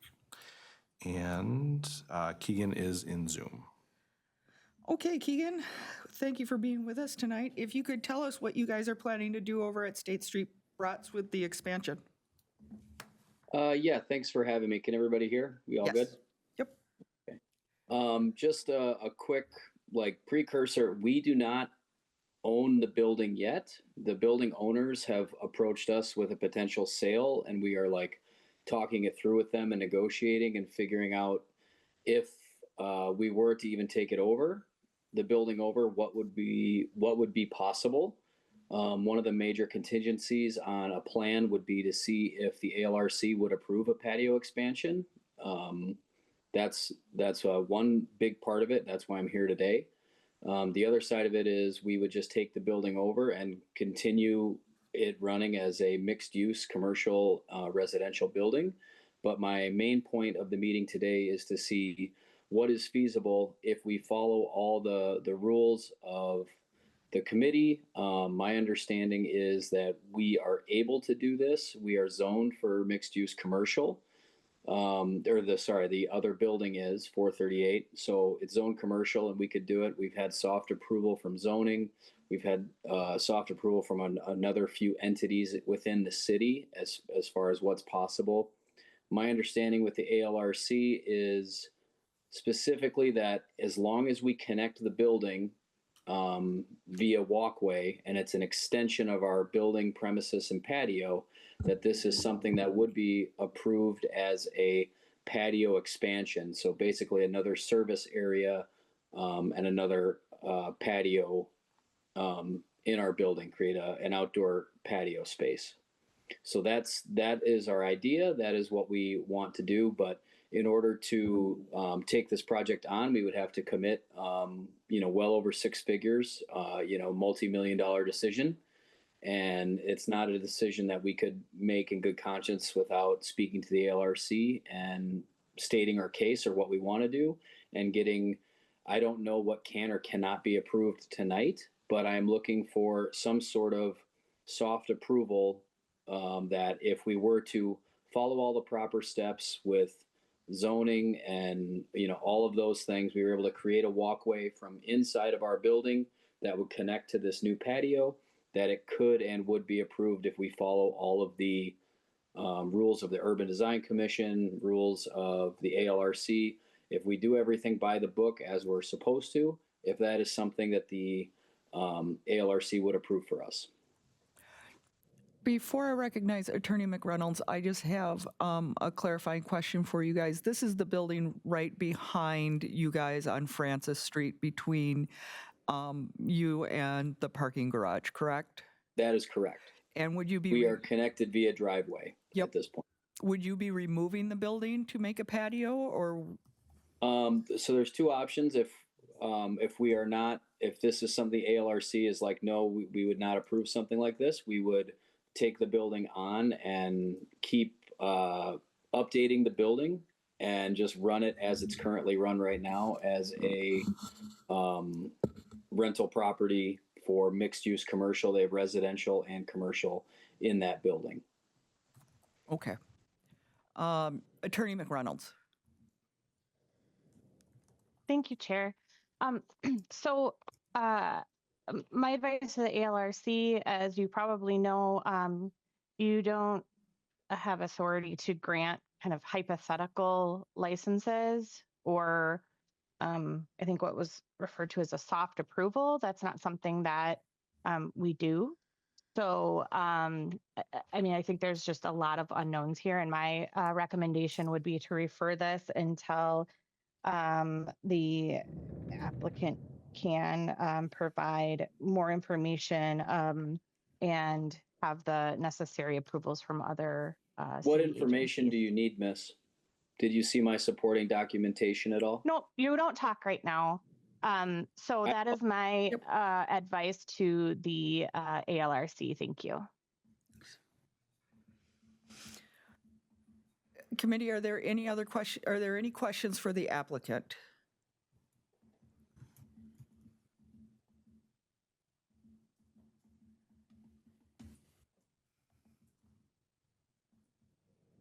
Are there any questions for staff?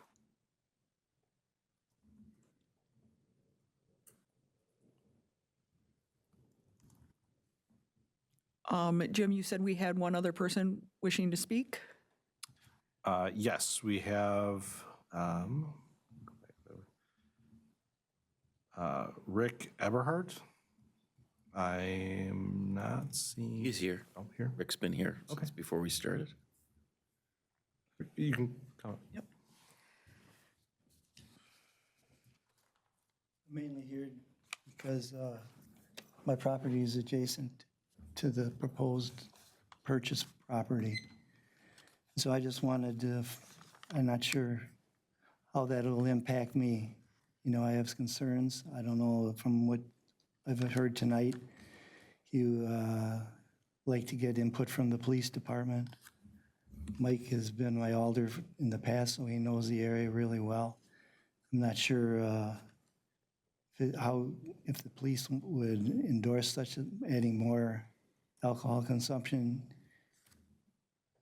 in that area, especially with the new apartment building and the bus terminal and all that stuff. You're pushing a lot of people into that area. So, but as far as State City Pross, they've been a good neighbor to me. I've never had any issues with Keegan or his father who ran the place before. So, I can't oppose it for that. My only concern would be noise.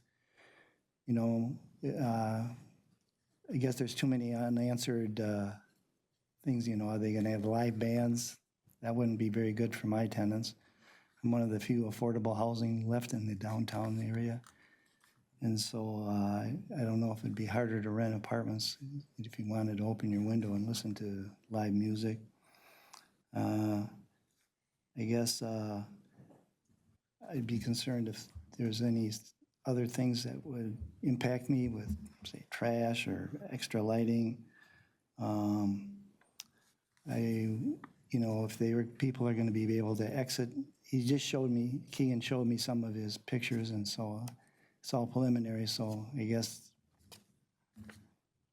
I can't really say much other than with more people, they already use my property as a public restroom.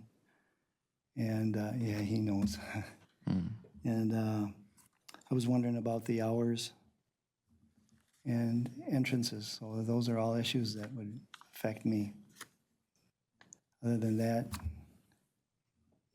there's, like over on Regent Street, when they have Badger games, don't they limit the hours for noise? I guess that's about all I have to say. Like I said, I'm not opposed to, they run a good operation over there, as far as I know, and so I would expect the same. But I just wanted to bring my concerns being that close to it and the noise, et cetera. Perfect. That's it. Thank you. Committee, do you have any questions for the speaker? Thanks for coming, Rick. Alder Cole. Thank you. Hey, so for this one, I actually, in full transparency, I did make some calls because there's so many agencies involved in this process as the applicant just related. And I agree, I don't have a plan here that I can make where I can make a recommendation that I'm comfortable with. So I agree to refer this, but the question will be to refer to when, since again, this is a multi-agency project. So I'm looking for feedback maybe from the attorney as to how far this needs to be referred, or if we just refer to the next meeting and see what happens by then.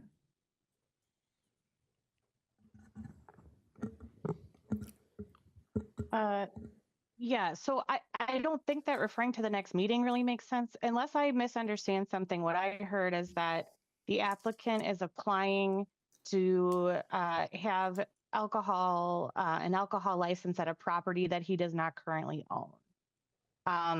So I can't imagine that referring to one meeting will be helpful for anyone. I don't have a sense of when a referral might make sense, or there is the option to place on file as well. Can you clarify for those of us that are new on regards to the requirements for people to have at least a lease document or something when they apply for a license? Can you clarify what that means for us?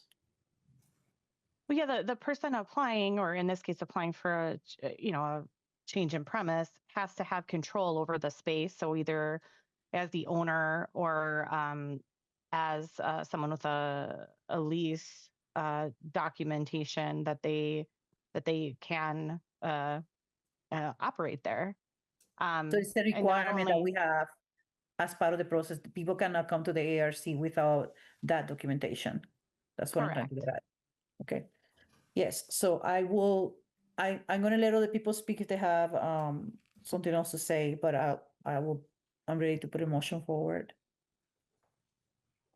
I'll just add that we have also accepted folks to have a signed document from the current owner of a property that they'll at least have a contingency to sell or lease that space to an applicant. Doesn't necessarily need to be a lease, but they need to have something in writing from the current property owner that they would control that space, would they get approval.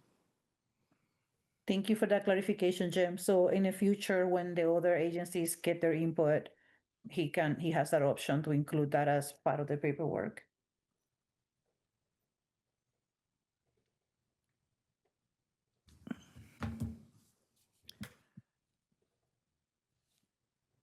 Excuse me. Committee, any other discussion?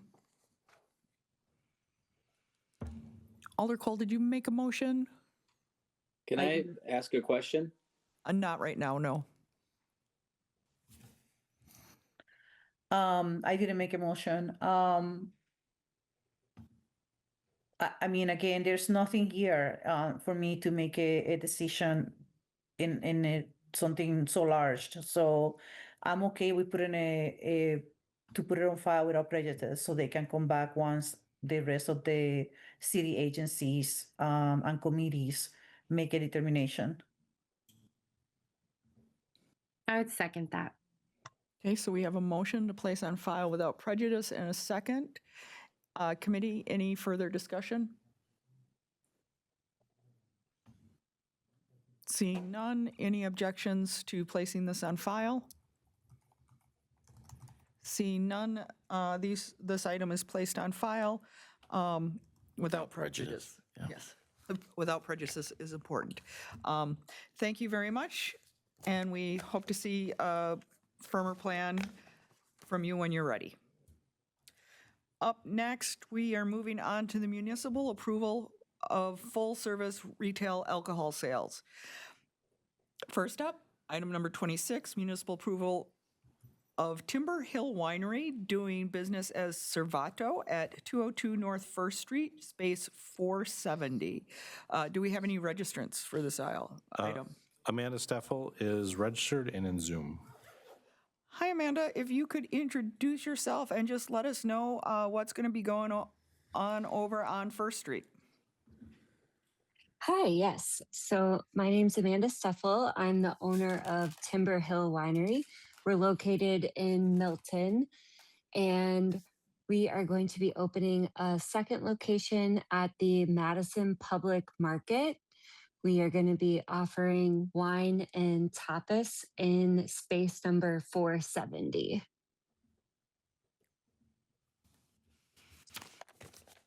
Okay, great.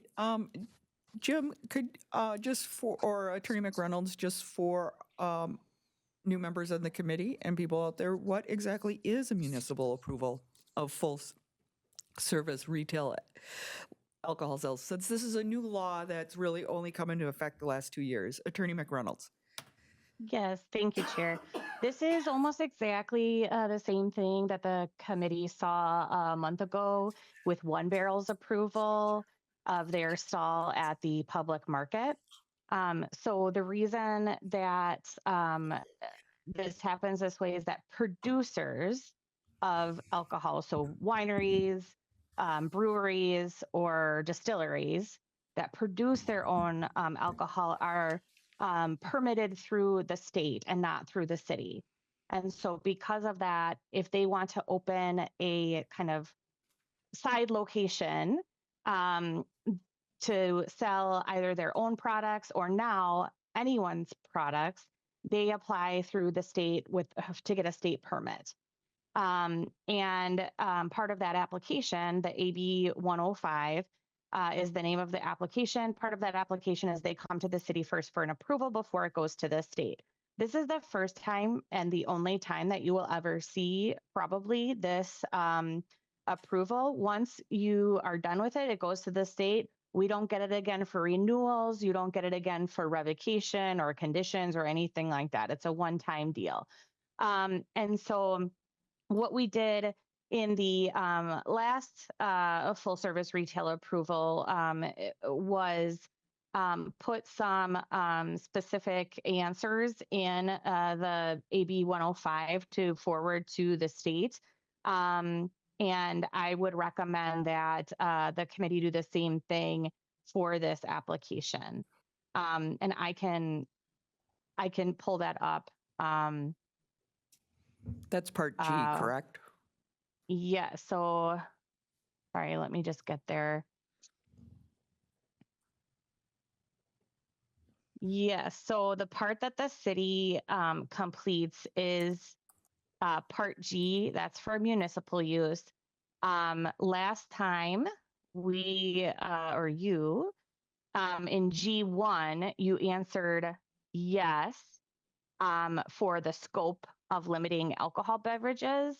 I'm checking here and it looks like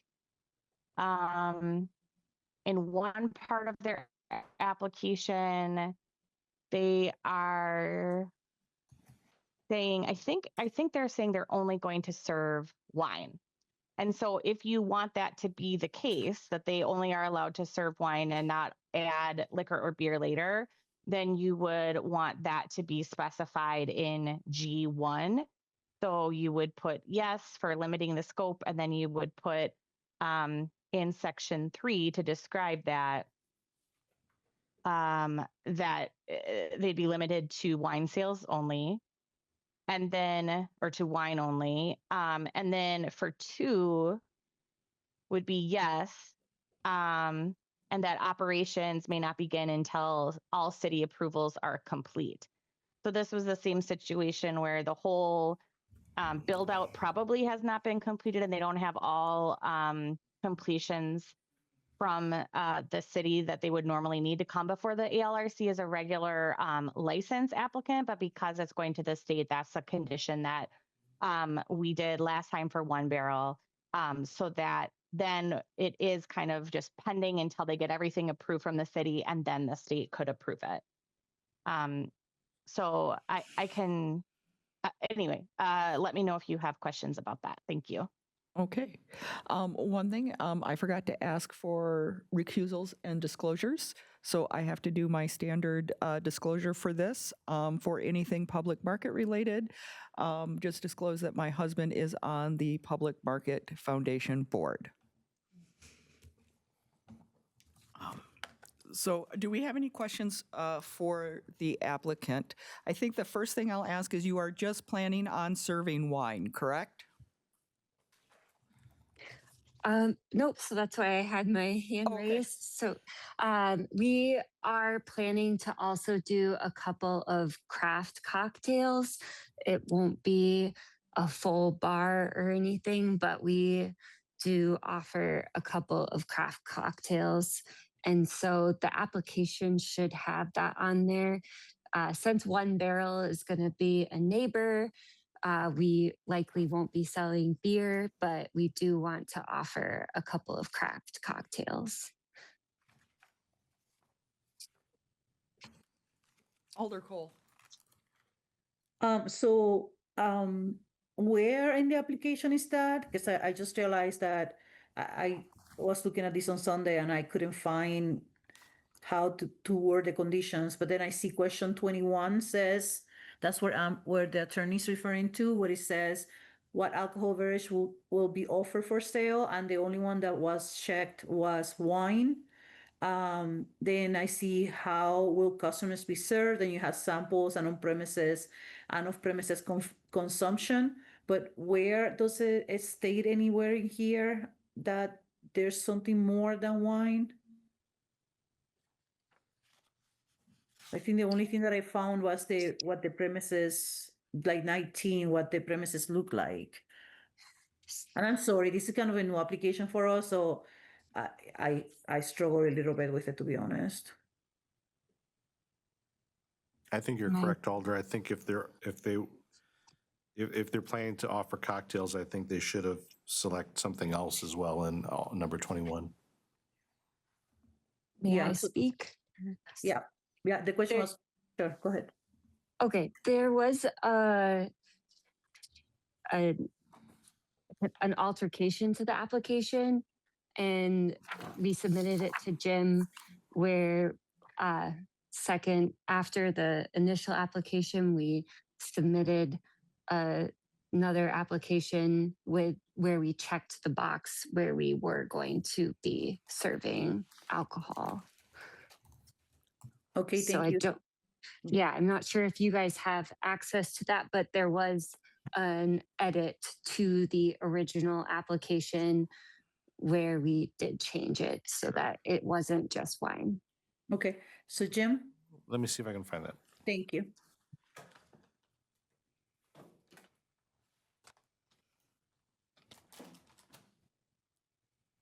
Amber, well, Jim looks at that. I think you went and look at what we did before to specify the alcohol. Did we say anything about line 23?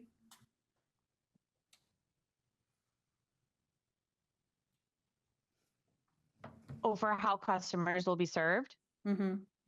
No, that was not something that we, for One Barrel, put into the impose any requirements or restrictions section. I think we clarified with One Barrel because they hadn't checked samples or something, if I'm remembering correctly. And so that was amended as part of their application.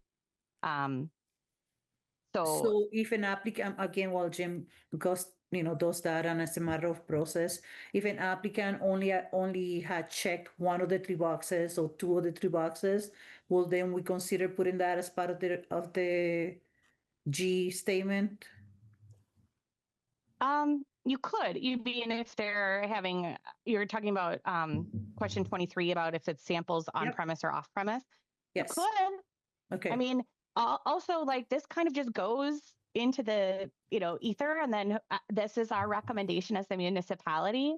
I don't think we've learned yet how the state treats these and if they just approve anything the municipality asks for, or if there's some kind of, leniency, or if they could make changes maybe without consulting us. So this really is more of a state process and almost like an FYI to the city with just a little bit of input. That's how I'm viewing it. All right. And then again, can you tell me what's the difference between D and E sections?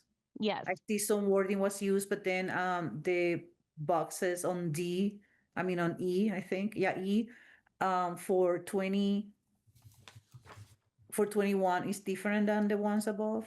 Yeah. So, and the applicant can clarify, and I think once they put in the amended application, this will be probably clarified. My reading is that filling out E was just a mistake, and so they meant to kind of like white out all of those answers because it doesn't apply here. So Part D is really what they're asking for. They're asking for a fixed location. So this is going to be in the public market. It's not moving around. And then they could also, like these kinds of producers could also ask for unlimited transfer retail outlets. That might look more like maybe a vendor of the producer that goes around to like different fairs or different locations or something like that, where it's not one actual location, it's like a moving location. Thank you. The next item is like that, actually. Huh? You found the item? The updated? No, I'm saying the next item on our agenda is like that situation where it's not a fixed okay. location. Well, then I don't have to ask the questions again. Perfect. And I just sent around an email with the update application. We did get that previously, and it was not added to the legislative file. All right. I'll give it a minute here.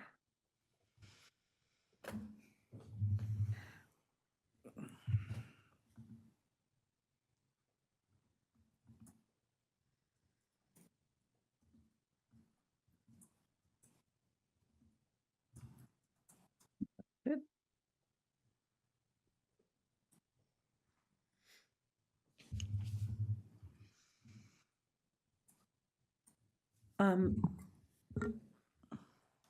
And while we are pulling this up, are there any other questions for the applicant?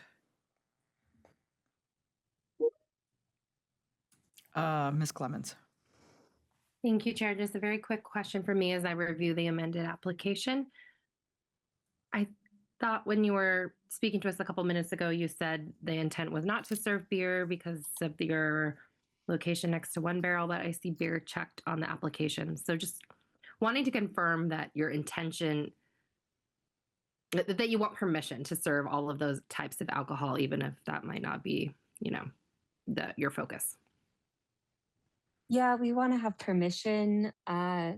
We want to be able to work with One Barrel, and also because of the nature of the market, the vendors, merchants may change over the years. And so we would like to keep options open just in case, so that the market has coverage of all types of beverages essentially. But our primary focus is wine, of course, and then we will offer the craft cocktails, and then would like to work with One Barrel or just, promote their beer and promote the market. So that's more just a precautionary, it doesn't hurt to just have it kind of thing.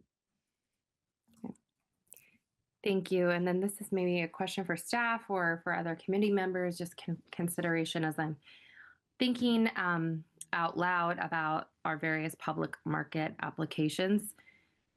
Normally when we're considering an alcohol license, we see a map and we can see like the location of nearby licenses.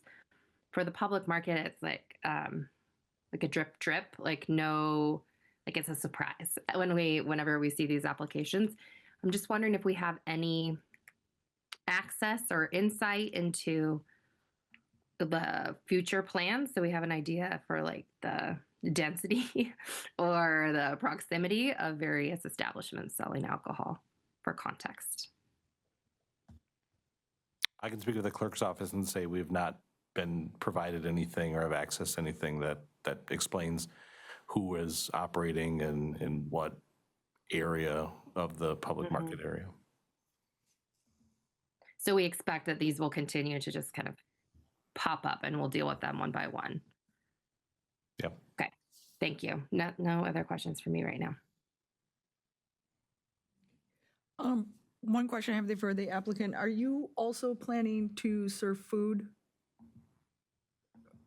at your establishment? Yeah, so we are actually going to be operating 2 spaces in the public market.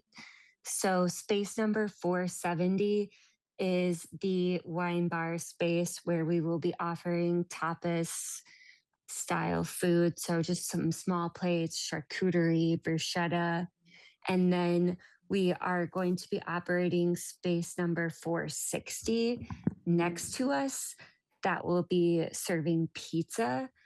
That space will not serve any alcohol. So the space number 470 is completely enclosable. We've worked with the Department of Revenue to ensure that the space is up to their standards, where a lot of the spaces in the market aren't enclosable, but this space number 470 is. So we're going to have a locking gate so that at the end of the day, everything will be locked and secured because there will be alcohol in that site. And then we'll also have the pizza kitchen next door, but that will not have any alcohol on site. Okay, thank you. Are there any other questions for the applicant? Attorney McReynolds. Thank you, Chair. Question for the applicant. Have you done the build out yet, or are you still doing it and waiting for sign-offs from the city?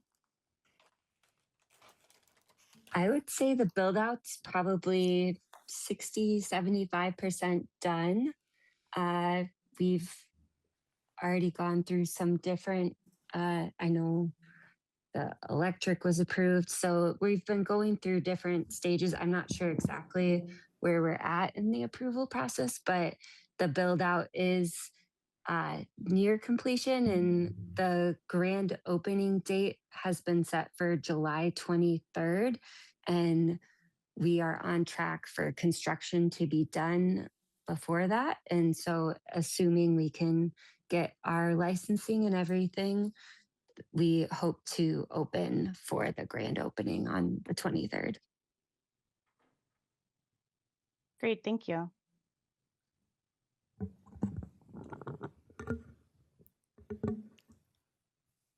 Attorney McReynolds. Thank you, Chair. So based on the amended application and the information from the applicant, my recommendation is just that you would put in that last section, part G, number 2, that yes, you have restrictions and that it's that operations may not begin until all city approvals are complete. This is probably something that the applicant would do anyway, but I think because our normal process is to have all that done before someone comes here, our ordinances that we're treating these similarly. So we're trying to be consistent. And so that's the only reason for this restriction, so that we are treating these kinds of places in a similar way that we would treat our normal licenses. And so that would be my recommendation to the committee. Thank you.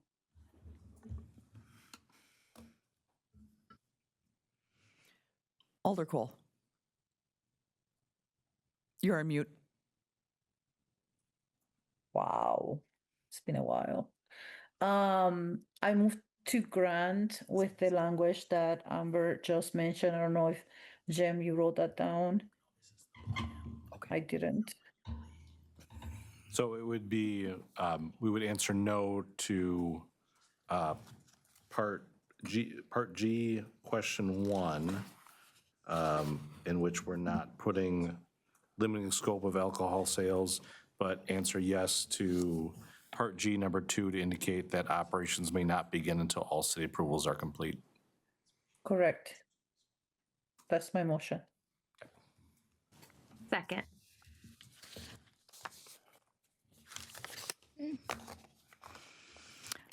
Any discussion?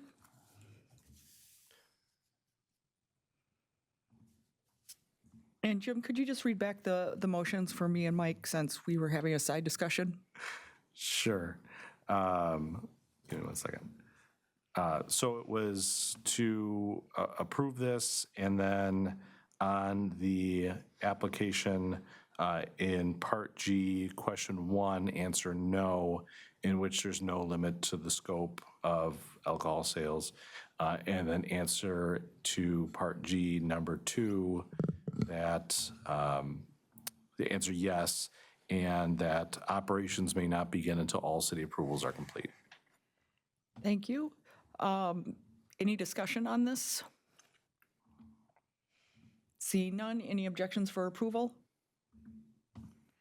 Seeing none, this item is approved. Thank you very much, and good luck. Item number 27 is a municipal approval for Giant Jones Brewing LLC, doing business as Giant Jones Brewing for an event at the 200 block of South Brearley Street on July 10th from 4 to 10, July 11th noon to 10, and July 12th noon to 8 p.m. The event is Fête de Marquette. Do we have any registrants for this item? Yes, Erica Jones is registered and in Zoom. Okay, present. Erica, if you could just let us know what you're planning to do over there. I assume it's similar to last year? Yep, we are planning to do the same as last year. I realized I neglected to uncheck the box that says intoxicating liquor. We do not plan to serve intoxicating liquor, just wine and beer as is going to be served at the rest of the festival. So this is just to grant us approval to have people enjoying beer and wine on the street outside the brewery, which is the 200 block of South Brearley, where there will be a stage that we co-sponsor for the Fête and organize performances at during the festival. And as we did last year, we're planning to put signs up notifying people kind of where the boundaries are, which were approved last year, which is just for that 200 block. Letting people know no Giant Jones beer beyond this point. We placed trash cans there for their cups and everything. Yeah, so kind of just the same as last year, and hopefully we'll have good weather, unlike this evening. Okay, committee, do we have any questions for the applicant? Alder Cole.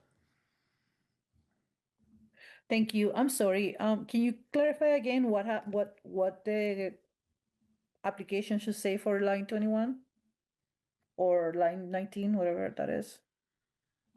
Are you going to have intoxicating liquor or not? No intoxicating liquor. No, I submitted it last year, and we realized, or what was approved last year was with the amendment saying no intoxicating liquor, which I think was in that Part G, and I thought I unchecked that box when I was resubmitting it this year with the updated dates and everything. So I guess per last year's application, you said you would not allow intoxicating liquor sales, and that's what we intend. We intend to serve just beer and wine. Thank you. Jim, or Attorney Reynolds, do we need a updated application? No, I think Jim can just cross that out or amend it. Yeah, it's a PDF readable file, actually. It looks like you can just easily uncheck it and You save just it click again. it. Yeah, just uncheck it. And save it again as an amendment. Or if anything, if we check yes and the answer to G part 1, that we would just clarify that alcohol sales are limited to beer and wine only. I think what we've decided as committee last year is that for these AB 105 requests that are the more fluid ones that aren't in a fixed location, that we would sort of treat them like a picnic beer in which you can only have beer or wine, that the committee wasn't going to allow intoxicating liquor at any of these. So I think that's kind of what we went with last year. Thank you. Ms. Harrington. Thank you. I have a question for Lieutenant Hannah. If there were any law enforcement interactions, anything to report, rundown on how this event went last year, if we're sort of forecasting the same sort of conditions this year. I have no concerns based on what happened last year. No, nothing to report. Thank you. Of course. Are there any other questions for the applicant or for staff?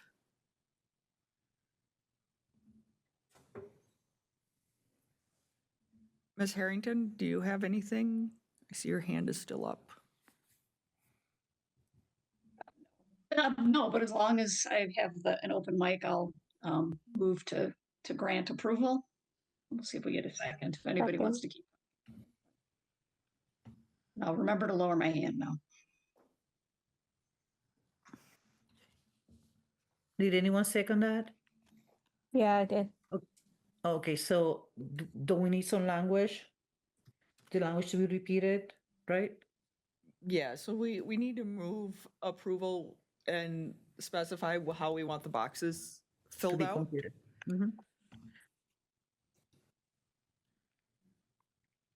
So Ms. Harrington, would you like to finesse your motion? Absolutely. So I move approval of, so we're getting a list. I gotta get my thing open here. Move approval for Giant Jones Brewing for alcohol sales, beer and wine only for the dates of July 10th, 4 p.m. to 10 p.m., July 11th, noon to 10 p.m., and July 12th, noon to 8 Okay. And I'd also like to add for item number 1, for part G, item number 1, we will check the black box yes. For for item number 2, I believe we're also checking the box yes, and then the condition would be no intoxicating liquor, beer and wine sales only. If you'd like, I can say what our restrictions were last year. Yes. So we had 3 restrictions on there. Establishment shall properly mark the boundaries of the premises of the 200 block of South Brearley Street and post signage instructing patrons not to carry beverages beyond the premises. Number 2, no intoxicating liquor sales. And 3, sales limited to that, and that time it was July 11th, 4 p.m. to 10 p.m., and July 12th, noon to 10 p.m., and July 13th, noon to 8 p.m. So I don't know if you want to just have that, but update the dates for this application.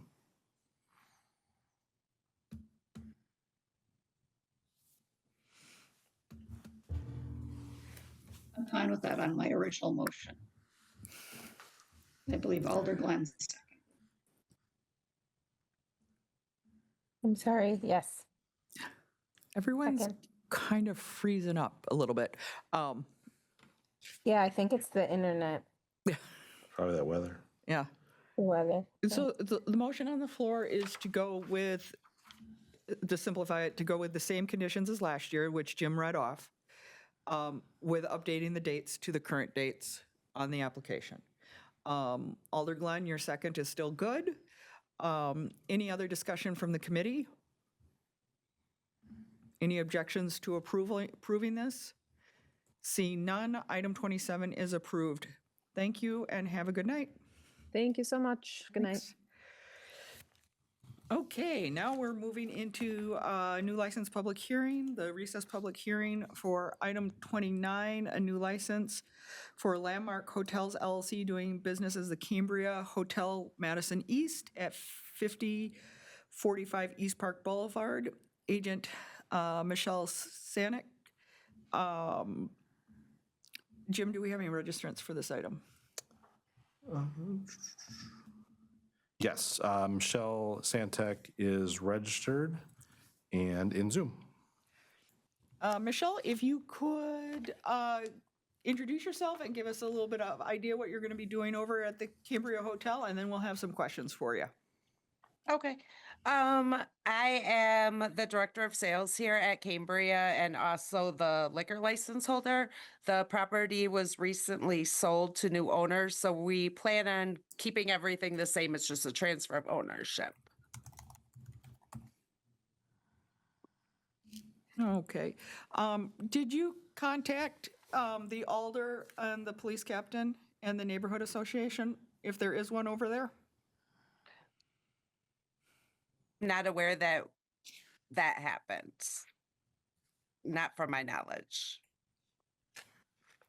Okay. And did you post the Yes, orange all sign? the stuff is posted, yes. And did you have a public meeting, and when was that? It was, I believe, on the 12th of May. And did anyone attend that? They did not. Okay. Committee, what questions do you have for the applicant? Or what would you like to do?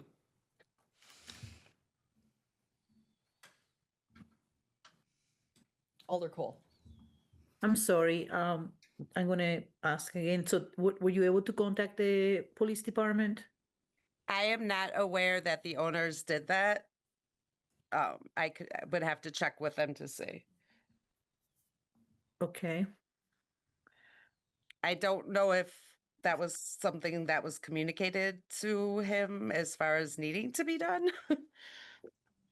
Yeah, I don't think there's a neighborhood association over there, but yeah, the alder and the police still apply. Yeah. Okay, even if it's just for a change of ownership that we've had the liquor license?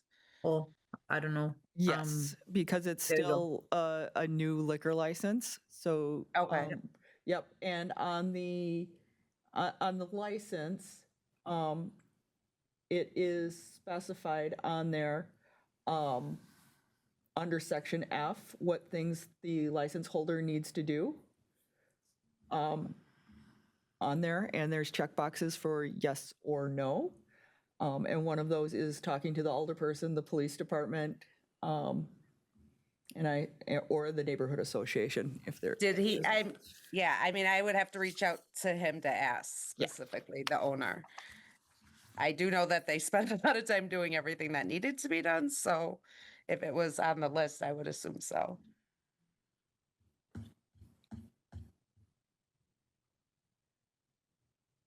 Yeah, usually for me personally, like I would like to get insight onto how that conversation went. Okay. Right. But again, I'll wait and see if the committee has other questions.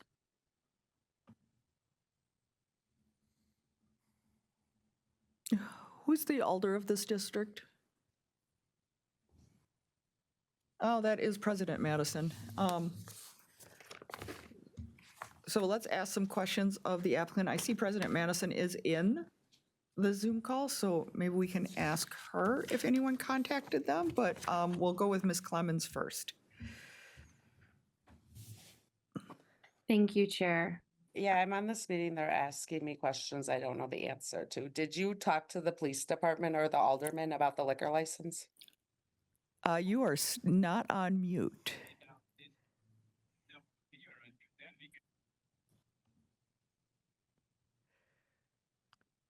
Okay, I think they're on mute now. Alder Clemens? Or are you going to ask them a question? So let's just wait till they... I was, so I'll hold my question until they're ready. Alder Madison has her hand raised.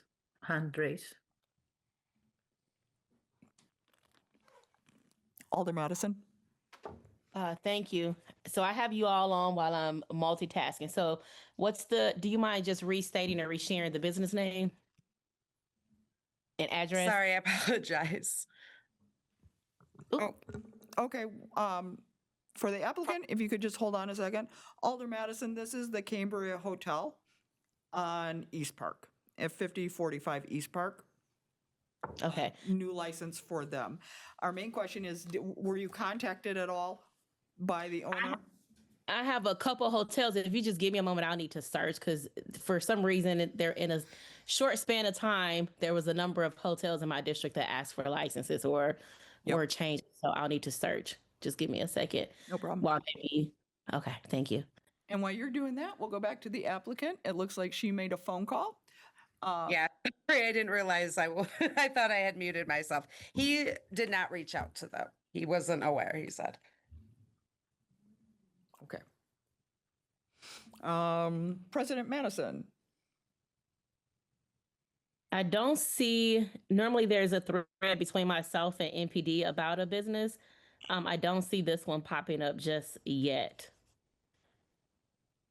Okay. So I don't believe that I've chatted with them.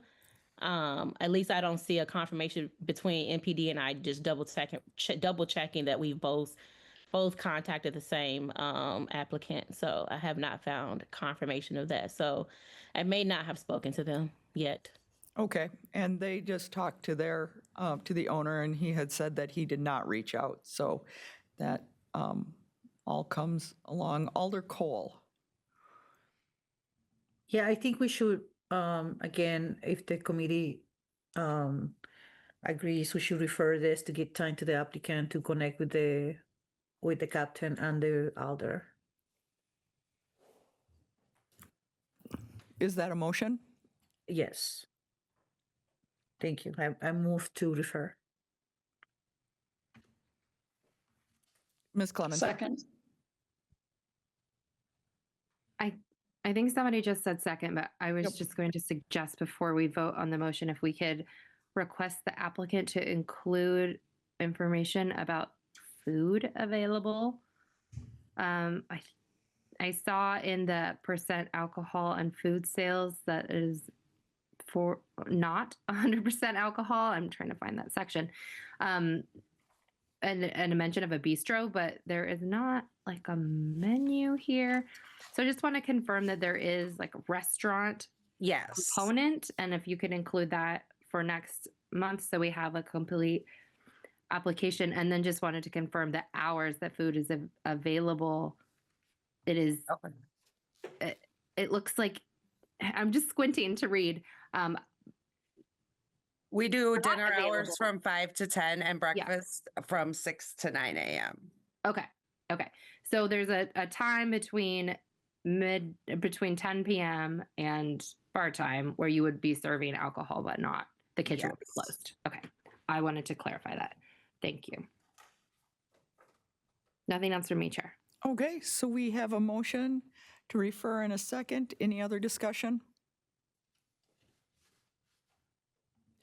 Seeing none, any objections to referral? Seeing none, item 29 is referred to the next meeting of the LRC. Thank you very much.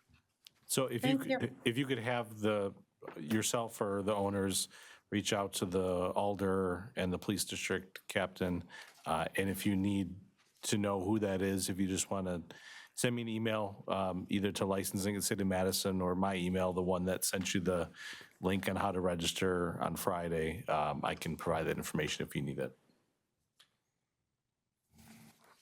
Okay, wonderful. Thank you. Thank you.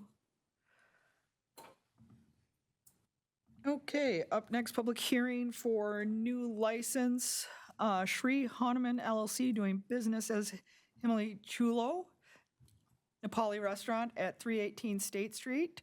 Agent Ashim Mala, do we have any registrants for this item?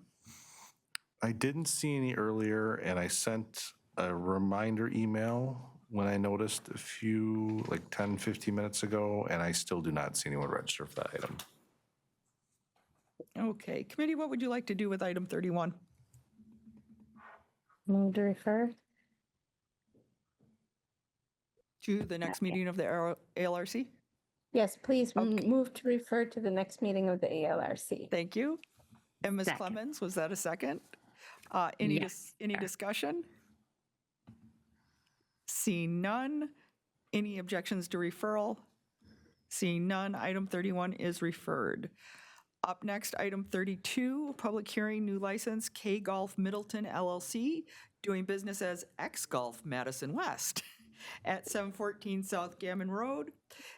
Agent Seth Klug, and this is their move from Middleton to Madison. Do we have anyone registered for this? Yeah, Seth Klug is registered and in Zoom. I do see Aaron is in Zoom as well, but I don't see his registration. Okay. Yes. Seth, if you could introduce yourself and give us a little bit of background, what you're going to be doing over in Madison now with X Golf. And Yeah, absolutely. we'll have some standard questions for you. Okay, perfect. Are you guys able to hear me? Yep. Great. Yes, my name is Seth Klug. My brother Aaron and I are the owners of X Golf Madison West, which is right now still being operated as X Golf Middleton. In 2021, we opened up X Golf Madison East on 1714 Egan Road, as well as one on the west side in Middleton. We've operated them without issue with a liquor license, et cetera. We are moving our Middleton location from Greenway Station down to 716 South Gammon Road per request from our landlord, who owns both locations. For those of you not aware, X Golf is an indoor golf simulator business. We offer leagues, lessons, regular play, events, etc. We do have a liquor license, and we offer simple foods, bar type of foods, yes, in my conversation with Captain Nail, he validated that there have been no issues of note. He did not have any challenges with this liquor license, so that's kind of it. Okay, so you talked to the police. Did you talk to the Alder and the neighborhood association? I did, certainly. There is no neighborhood association. I called and left a message, and they returned the call stating that there was not one for this district. But I did talk to and meet with Alder McKinney. She met me out on site, and we walked through the facility. Okay, great. And I see we have Alder McKinney in Zoom with us. So I will let her speak right now, and then we'll go back to questions. Alder McKinney. Thank you very much. And yes, I did do a walkthrough of the premises, and I did talk specifically or outreach to Captain Nail, and he had no problems at all and no complaints at all. And so he is 100% in favor of this application. And we've been going back and forth today to make sure that every box was checked. There were some things that we were still outstanding, but I am very clear that this establishment has a good record. I'm really excited because it brings business into District 20. And so I will check the box in terms of its location. I check the box in terms of the service of their clients.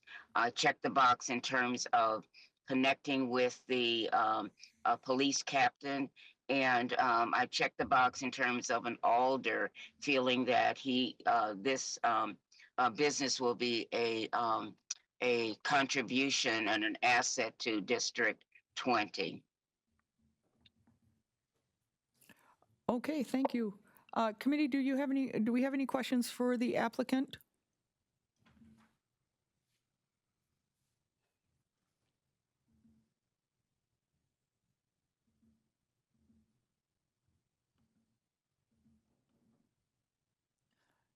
Seeing none, do we have any questions?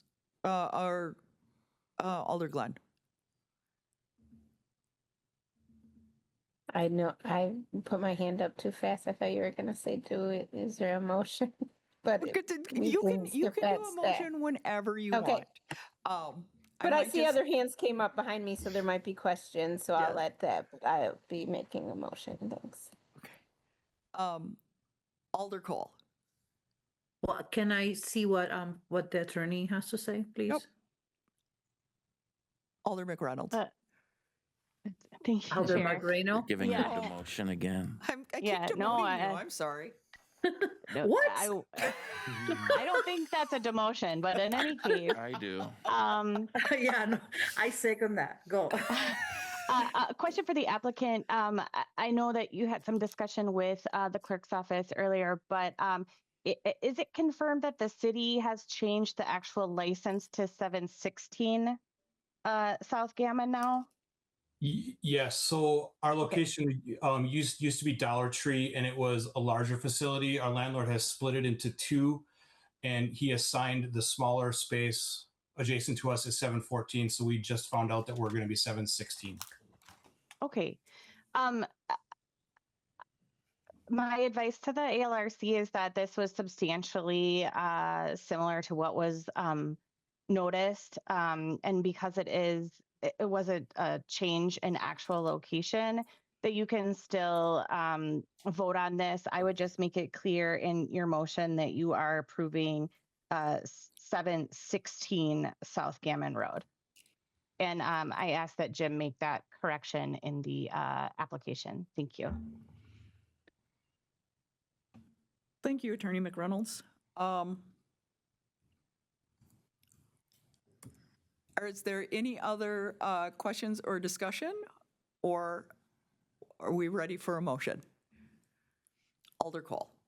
I mean, thank you to the applicant and the elders that pop in to speak about this. Really makes our job easier. So I move to grant with the correction of, I already forgot the address, so if someone can give me that again. 716 South Gammon. That the correction to 716 South Gammon be updated on the application. Thank you.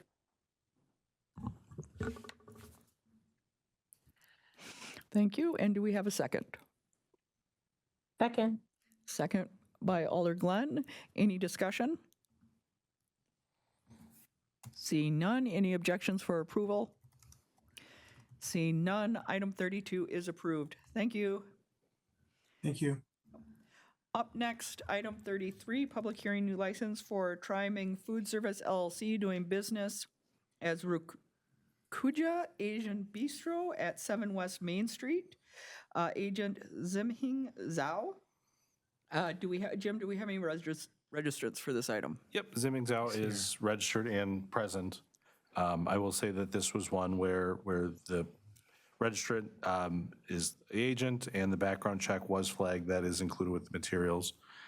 So we definitely ask that he appear before us. Okay, great. If you could introduce yourself and let us know what you are planning to do over on West Main Street. Okay. My name is Jimmy. Normally I go by Jimmy, and I'm the new owner, also the liquor agent for the new restaurant that's going to be upcoming to the Madison Capitol Square, located at 7 West Main Street. We were going to be offering like sushi, ramen, and traditional Chinese dishes. And we're also wanting to apply the liquor license just like so the customer can enjoy their food with while they like having some beer and wine. Okay. And have you talked to the alder of the district, the police captain, and the Capital Neighborhood Association? Yes, actually we have like a Zoom meeting like I think last week. Last month. Oh, last month, sorry. Time flies. Oh. Yeah. Okay. Maybe it was this month. Let me look. We got very little sleep last night. Yeah, we were in a meeting till 1 o'clock this morning. Oh yeah, I didn't have like much of the sleep last night too. Let me see. So while we're looking that up, so this is your district, Mike?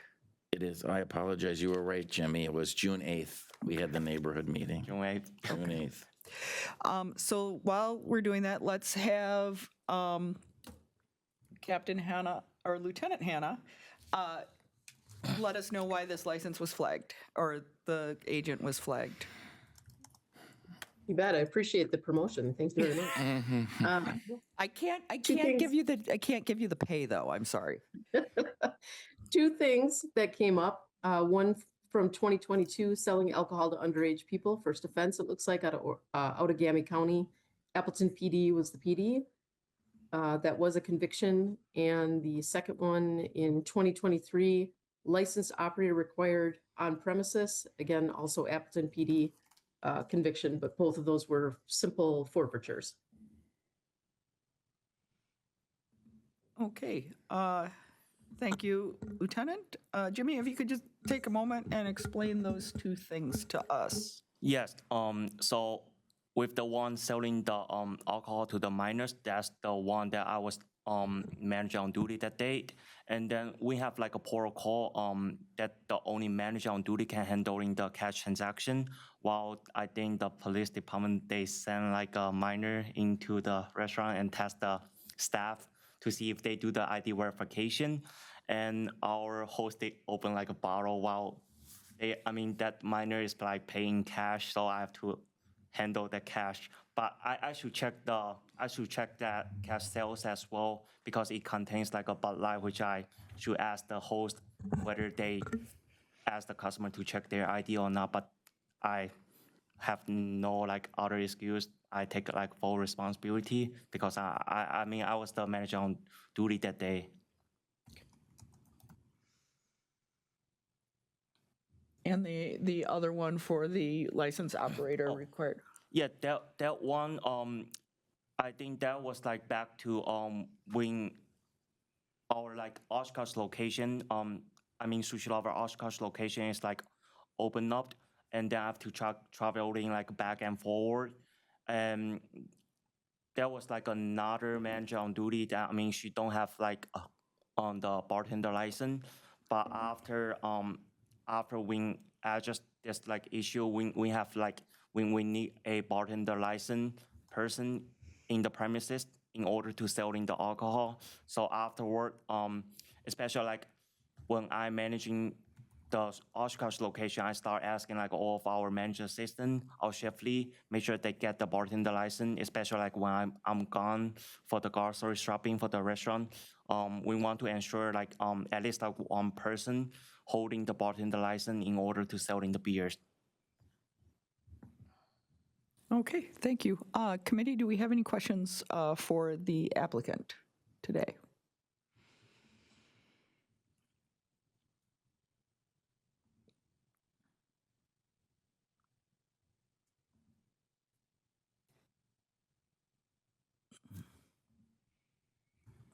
Ms. Clemens. Thank you, Chair. Quick question for you, Jinming. Do you live in Madison, just to clarify, or will you be going back and forth with us? Sorry.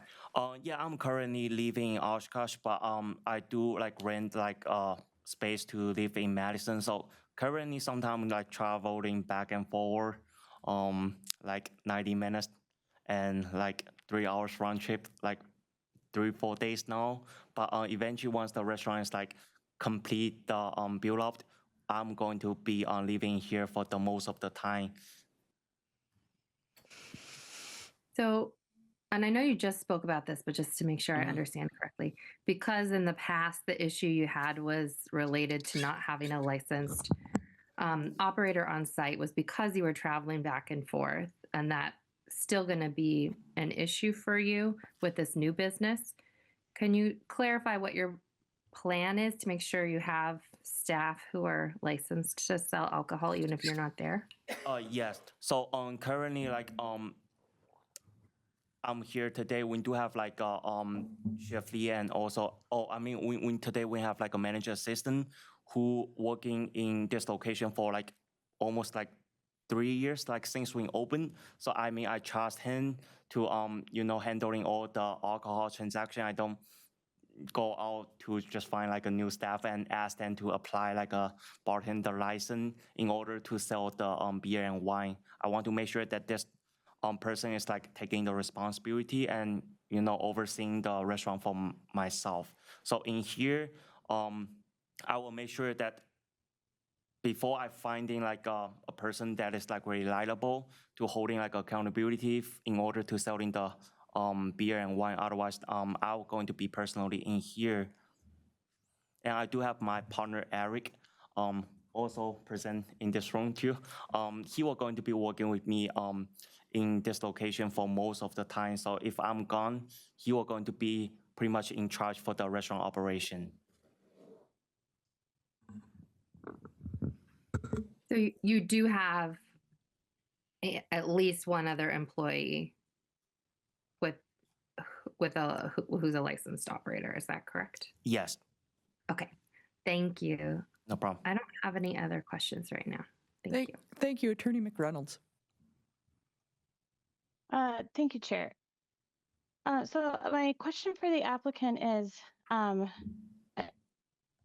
the reason that this was flagged for us to discuss a little further was for the reasons that were mentioned, the two alcohol-related violations. But when you completed your background form,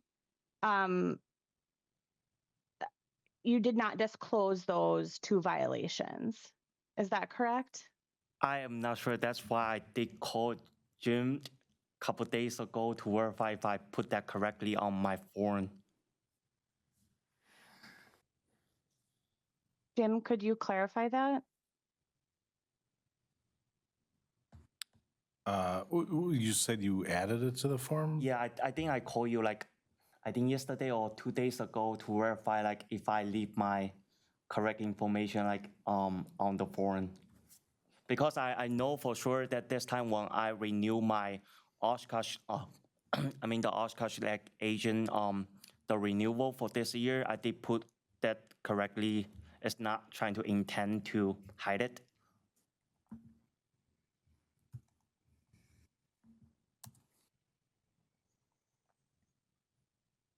Okay. I think I just wanted to raise the concern that, you do realize that those were ordinance violations and that the application asks you to list all ordinance violations. Yes. Okay. Because they are, forfeitures. These aren't like felonies or, criminal charges. I get more concerned when we see people, intentionally trying to omit information from their application. So you're saying that that's not the case in this situation? Yeah, that's definitely not my like intention trying to like hide it. Okay, thank you. I have nothing further. Thank you. Are there any other questions for the applicant? Alder Verveer. Thank you, Chair. Welcome, Jimmy. Do you still own the restaurant in Appleton that we've been talking about? Because I only know about your restaurant in Oshkosh. So I'm still like a partner, but normally I just help them with like most likely the IT side, like saying like if the computer is down or the printer is down, I just help them with like most likely relate to the IT job. And then for the Oshkosh location, it's like the one that I'm still like managing. Yeah. Okay, so you won't be in 3 different places at once. You'll be in 2 different places at once. Yeah. So currently I'm only going to be. If Logoaji going to be starting the operation, I'm just going to be most likely this 2 locations, but I'm talking about like living in Madison, let's say for 4 days, and then traveling back just for 1 day for the Oshkosh, like, trying to make sure everything is like keep up the standard to our customers. Very good. I think you'll like it in Madison very much. Yeah, I really like the view in here. Well, good. And then just a couple of things that we talked about in the neighborhood association meeting, as you correctly said, only a couple weeks ago. Have you given any more thought to whether or not you want a sidewalk cafe outside, or do you for sure want to hold off on that for at least a year or so?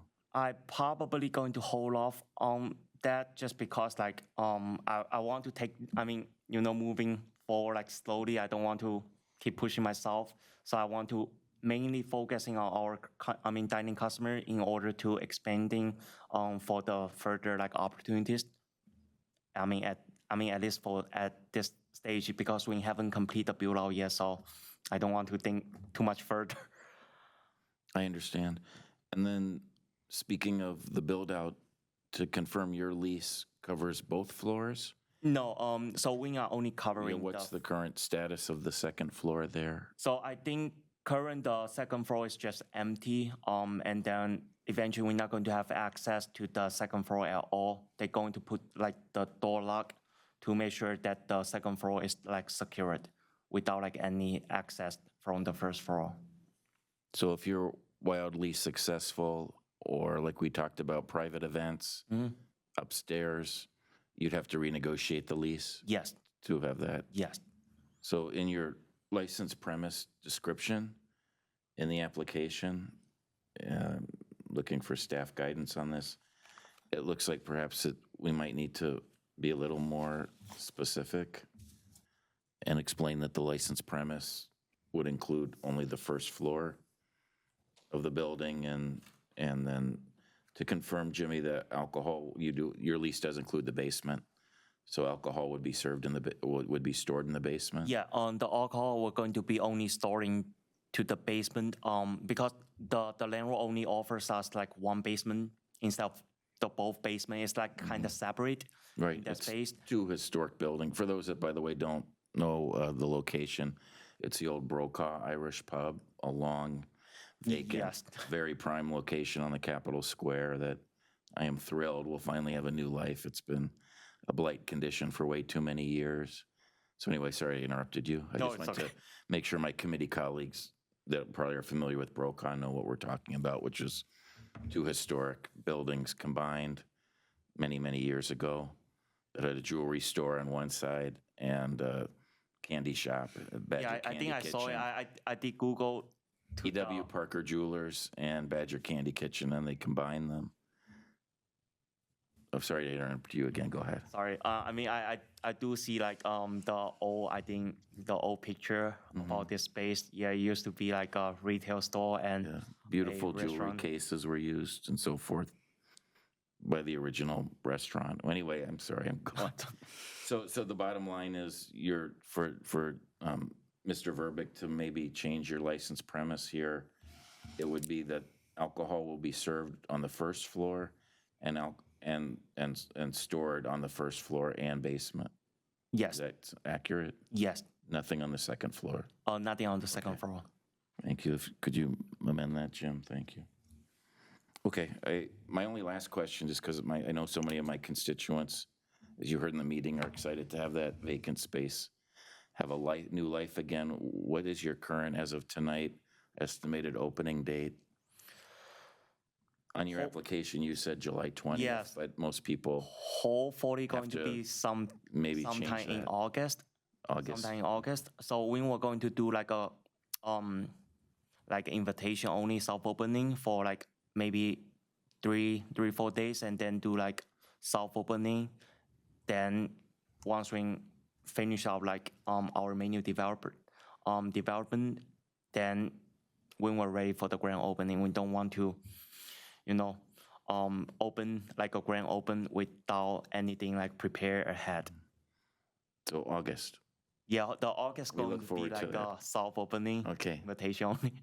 Sounds good. And then yeah. maybe full scale in September is what you're saying? Yes. Okay. Okay, very good. Thank you very much. you. Thanks for coming from Oshkosh tonight. Thank you. Look forward to it, your opening. Thank you, Chair. Thank you. Are there any other questions for the applicant?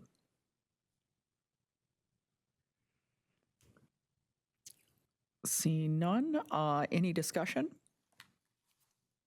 I move to grant. Second. So we have a motion on the table to grant and a second. Any discussion on the motion?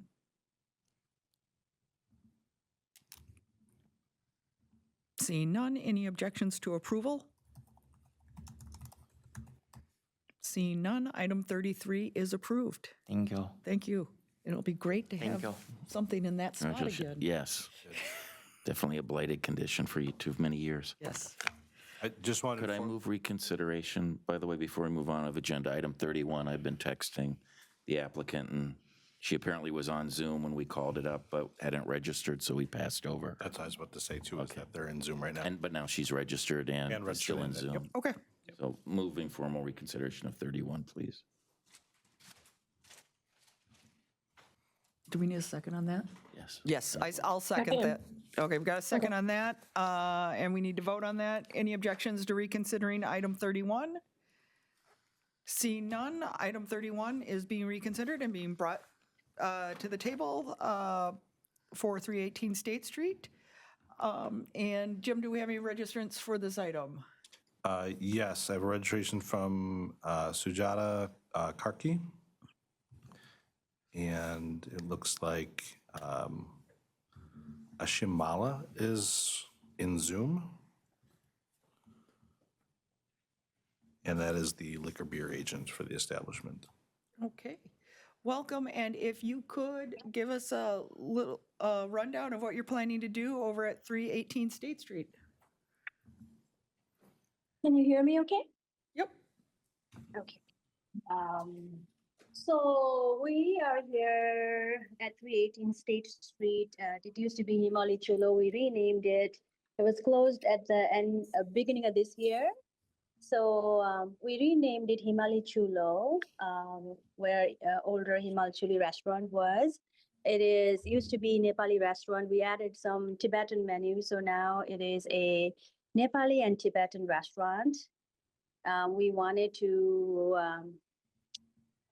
get the approval for beer and wine licensing so we can complement our customers' dining experience. A lot of customers been asking me.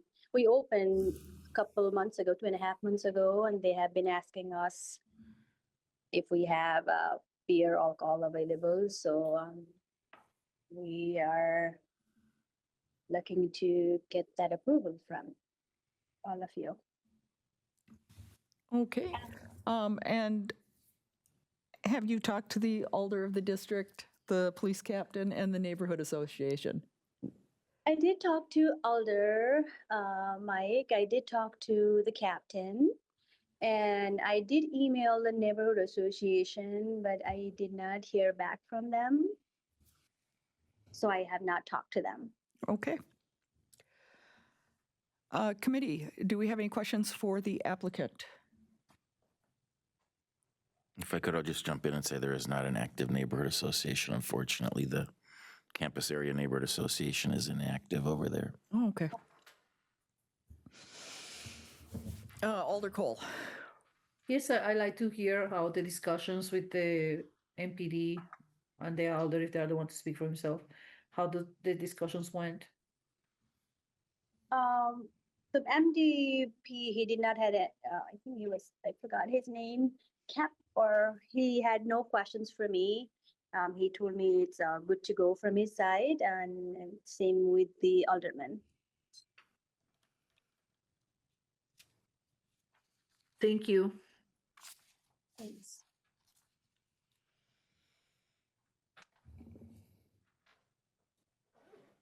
Okay, Alder Revere. Yeah, thank you. Thank you, Susie. Sorry for the confusion for a few minutes registering for tonight's meeting. I just want to confirm what I think you had said in a message to me, and that is that on your application for the outdoor capacity, you had a range of a number, and did I understand correctly that you have confirmed that the outdoor seating is 20 persons? Correct. Very good. That would be funny. Thank you. So it's 30 indoor capacity, 20 outdoor. Yes. Correct. Okay, great. Thank you. Thank you.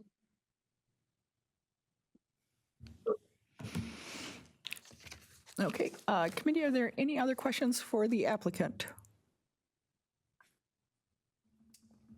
Any questions for staff? See none. Mike, what would you like to do? Surprisingly, move to grant. Just kidding. Yeah. Move to grant formally. Yeah. Second.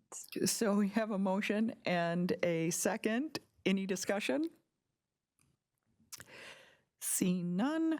Any objections to approval? Seeing none, item 31 is approved. Thank you, and thank you for coming back. Yeah, thank you for reconsidering that. Thanks. I appreciate all that. Thank you so much. Up next, item 34, Growl LLC doing business as Barley Pop Tap and Shop at 2045 Atwood Avenue, Suite 107. Agent Jason Hedgick. Jim, do we have any registrants for this item? Yep, Jason is registered and in Zoom. Thank you. Hi, Jason. Can you let me know what your plans are with Barley Pop?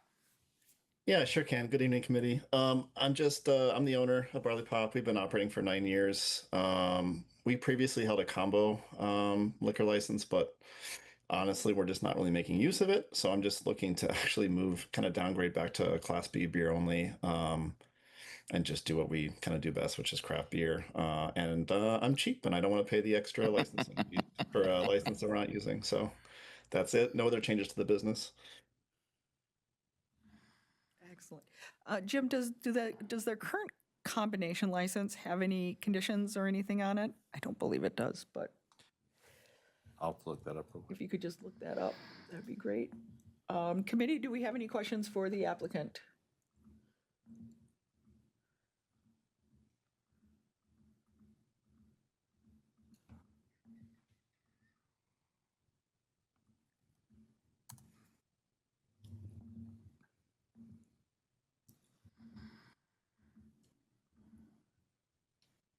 There are no conditions on their current license. Okay, thank you. Committee, do you have any questions for staff? See none, what would you like to do? Move to approve.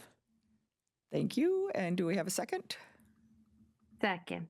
So we have a motion for approval and a second. Any discussion? Seeing none. Any objections to approval? Seeing none, item 34 is approved. Thank you, Jason. Have a good night. Thank you, you too. Thanks. Okay, up next, item 34, Mum LLC doing business as Mauer's Urban Market at 801 Cedar Street, agent Christina Mauer. Christina Mauer is registered and She's here here. with us. Thanks for your patience. Thanks. I wish I would have brought a snack. You made me kind of tired, though. Honestly, you've been doing so much work while you've been sitting here. It's very impressive. Thank you. Maximize my time. All the multitasking, anyway. After our meeting last night, I brought a lot of snacks with me today. No doubt. I wish I would have. Because I had to raid the vending machine at like 10 o'clock. I empathize. Thank you for being here. If you could introduce yourselves and let us know what you're going to be doing over at the new grocery store. Sure. I am Christina Mauer, and I'm the owner of Mum LLC, doing business as Mauer's Urban Market, which is going to be the new grocery store on Park and Cedar. Okay. And just because we've asked everyone, have you talked to the alder, the police, and the neighborhood association? I sure have. I find Jim's to-do list very helpful. So I went ahead and checked off all the boxes. I attended the neighborhood meeting on June 6th. There was approximately 20 to 30 people. The alder was there at that time. I had notified Captain Zanders on May 20th, and Tag was notified on May 20th. He was also part of the neighborhood association meeting at that time. And I notified Jim pursuant to the form of all these things on May 20th. Great, thank you. Bravo. Thank you. The form is very useful. Yeah, like you just check it right. Sorry. And you've been through this before with your Yes. first store downtown, Yes, I have. too. Yes. Yes. Or unless your dad did that. Well, I let him do that. Okay. So this is my first time doing it But I know officially you all worked by there. myself. That's where I first met you. Yes. Yes. So committee, do we have any questions for the applicant? I guess I didn't really ask if you did give us a little background on what you're doing. I'm sorry. It's been a long day. Yeah. Well, We again, were- we were downstairs for till 1-something in the morning. We adjourned With an at ALRC 1:33 this hearing, morning. So I think that was when I got up. So it's a 25,000 square foot grocery store, to answer what I think your question is. yep, and you're going in the new building. Correct. It's in the first floor of the Park Cedar Apartments. There's 150 apartments up above. I'm the only first floor tenant. There's no other additional retail. The lease is 10 years with the city with 3 5-year renewal options. Okay, great. Are there any questions for the applicant?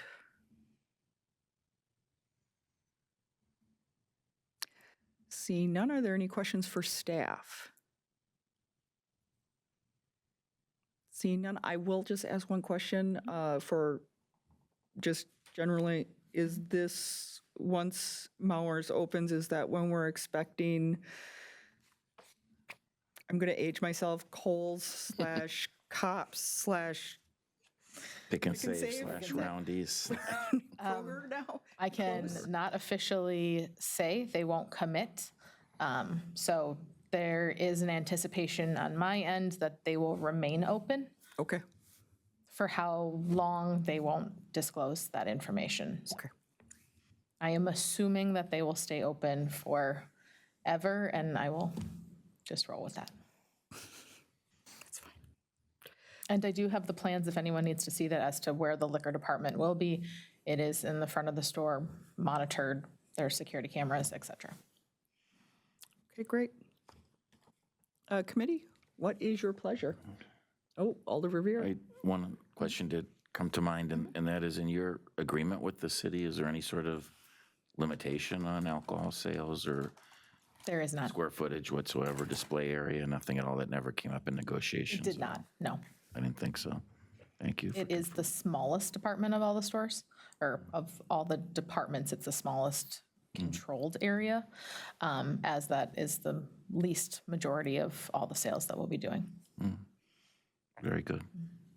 I'm happy to move to grant. Second. So we have a motion to grant and a second. Any discussion from the committee?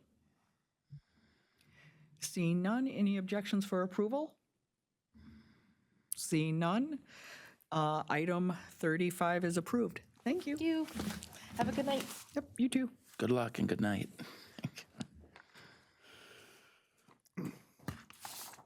Okay, this is our last liquor license.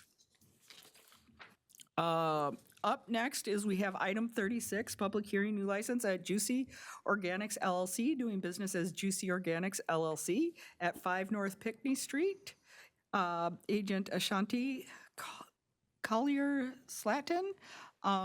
Do we have a registrant for this item, Jim? Yeah, Ashanti Collier-Slatin is registered, support wishing to speak, and Corey Marianow is also in support wishing to speak, and both of them are in Zoom. Okay, great. Ashanti, if you could just introduce yourselves and give us a little bit of idea of what you're going to be doing over at Juicy Organics.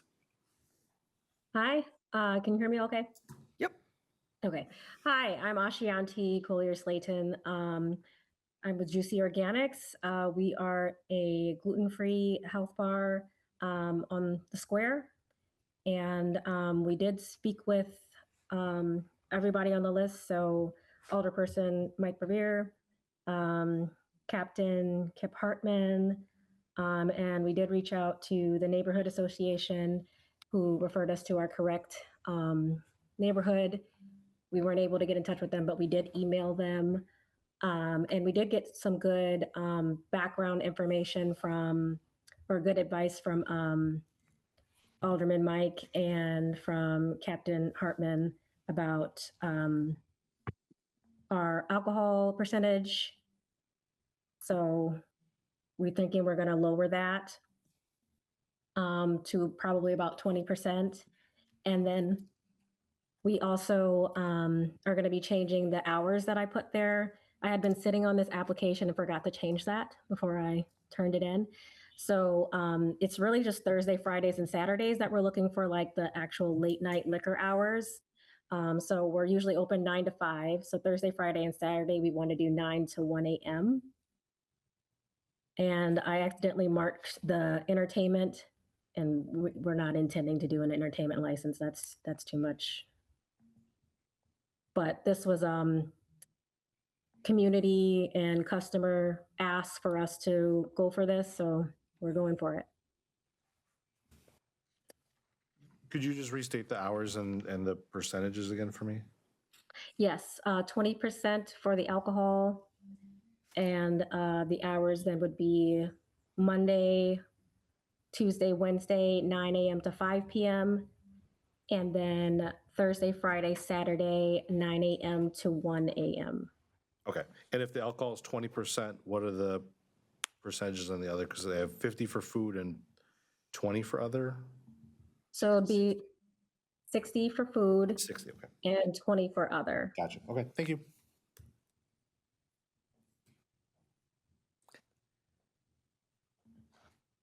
Committee, what questions do we have for the applicant?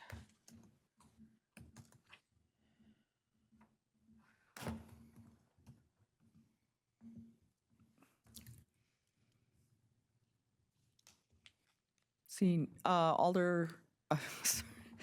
Ms. Clemens. Another demotion. I know, I keep demoting people. I'll take it. All right. Thank you, Chair. A question for the applicant. I was going to ask you this, so I'm glad you touched on it. Why you were looking to add beer, wine, and liquor to your primarily juice bar. And you mentioned community. I think you said community and customer asks. Could you just be a little more, go in a little more detail? Like what was a customer, like what were you hearing from customers and what you mean by a community ask? Yeah, so we are on the square on the Capitol, downtown in the heart. So we get a lot of professionals that come in. We did design the space really beautifully. I don't know if you've seen it. It's like earth tones, suede green, golds, blacks, really nice aesthetics. And people were saying that they are looking for someone professional to come to after work and maybe have a drink or maybe do networking, those types of things. So that's our customer base for the most part. And you know, it's in the community, so the community as well. Thanks for that additional background. I don't have any other questions right now, Chair.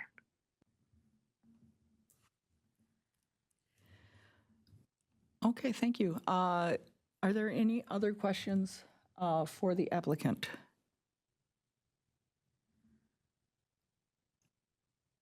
Seeing none, are there any questions for city staff?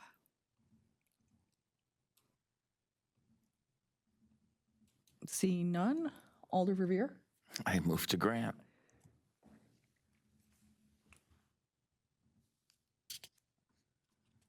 I'll second. No, we're tired. Yeah. Any discussion on this item? I just want to appreciate that some of the questions that I asked, they responded to realizing that maybe they needed to take another look at the application, and so that was very nice. So Okay. so thank you, Ashante and Corey. Thank you. Any objections for approval? Seeing none, item 36 is approved. Next up is the election of the Alcohol License Review Committee Chair. At this time, since I will not be running for chair, I will handle the nominations. So I'd like to open up nominations. Are there any nominations for ALRC Committee Chair? Alder Cole. I move to ask or to whatever. Nominate. Nominate. Thank you. Maura Harrington for the chair. I second that. Thanks. Are there any other nominations? Are there any other nominations? Are there any other nominations? Seeing no further nominations, we have a motion for Moira Harrington for chair of the ALRC. Ms. Farley. I'll second. the motion. Oh, we forgot the second. We did. No, it No, was. we did. Glenn is second. Alder Glenn And Robert's second, rules but doesn't thank really you. require it for nominations Oh, anyway, okay. but go ahead. Yeah. I don't know what we're doing anymore. Alder doing Cole. great. Okay, so let's Yeah. just, so I then, was gonna say, do we ask her if she wants a nomination? Moira, would you like to, do you want the Especially nomination? after last night. After last night. I'm surprised both her and Miss Clemens showed up today. Oh my God, what a day. I will accept the nomination. Thank you. Thank you. Thank you. Thank you. Is there any objection to unanimous consent? Ms. Farley, I see your hand is up. That is an accident. Sorry. So seeing no objections, unanimous consent, I pass the gavel off to Moira Harrington. You are the new chair of the ALRC. Yay. Congratulations. Congratulations. Thank you. Or you have my sympathy. Condolences. Yes. Yeah. Up is item number 38, election of the Alcohol License Review Committee Vice Chair. Are there any nominations? Alder Cole. Well, first of all, I wanted to say thank you, Amy, for taking the role again. We really appreciate you. And I want to nominate Tiana Clemens for the vice chair. Are there any other nominations? I know we don't need a second, but I will second that. Okay. Are there Well, be safe. any other nominations? And are there any other nominations? Want to accept the nomination? Well, I'll ask her. Tiana, do you accept the nomination for vice chair? Yes, I am still awake and I accept. Thank you, committee members. See, I didn't want them to give the chance to say no after this morning. Is there any objection to unanimous consent as for Ms. Clemens to be vice chair of the ALRC? Seeing none, you are now the vice chair of the ALRC. Yay, we have a vice chair again. Congratulations Thank you. to both of you. I know you're happy. Yes. I like being on that side versus this side. Yes. Up next, the report of the Madison Police Department. Lieutenant, what do you have for us? I don't have too much, actually. I think all of us were on that meeting until the wee hours, and so that was probably the biggest story as far as bar related. Unless there's any questions that anyone has about things that maybe I can look into for you. How have the last couple weekends been downtown on State Street? I know there's Attempted homicide. That's not good. homicide. That was well past bar time, though. Lieutenant Hannah could speak to that. But And that was 4:30 a.m. That was an 18-year-old. yes. So it wasn't. Correct. Okay. That is correct. Yep. Yeah, that was probably the biggest call recently. Otherwise, it's been okay. It's been all right. Fingers crossed, knock on wood, all that stuff. That was the worst call, but everything else has been okay. Okay. Not to belabor the meeting too long, but if I could just quickly ask, Lieutenant, thanks for being here. I know Captain is off this week. We had, a handful of Central District establishments separated for renewal. Have you and your officers seen any changes, by the way, with some of those establishments like Taco Bell Cantina or Soto as a couple of examples in the last month? Well, I can tell you nothing's gotten worse, so that's good. That's And good. those folks have been, they've been very receptive to meeting with us and understanding, some of the dynamics of downtown and that we're trying to positively affect. And so I find that everyone has been very receptive, and I think we're making some good progress. I don't see anything regressing right now. Great. Okay, Thank great. you. Yes, of course. Thank you. Unless if there aren't any other questions for the lieutenant, we'll move on to the report of the city clerk's office. Jim, what do you have for us? Not a whole lot. We I believe, had 10 regular licenses coming back. And then we had one entity who's, I can't recall who had renewed but told us that they were closing. And so we'll have 11 coming back for July 1st for folks who are looking to get them. I know Bonzo is at the end of it. We approved and they're all ready. They're just going to get it. I think they'll gather one of those licenses on July 1st. So they'll get it before when their 180 days expires. But I know there's at least a few people that are looking for those regular licenses available so they don't have to pay that $10,000 fee. But that's all I have, but I'm open to any questions if anyone has anything. Jim, are we going to have a large naughty list? That's a good question. I haven't looked at it yet. I think we sent out between 60 and 70 invoices for late fees from folks we hadn't heard from. So that's about 10% of the licenses that we have who had not gotten any. And I don't think we had a fair number of distributor holds. I want to say less than a dozen. So unless folks don't pay or they don't resolve the holds, I don't think it'll be a large list, but we'll have folks from our office call around as we get a little bit closer to the June 30th to sort of poke people and say, you know, you need to pay or need to address this hold. Otherwise, you're not going to have a license on July 1st. Okay.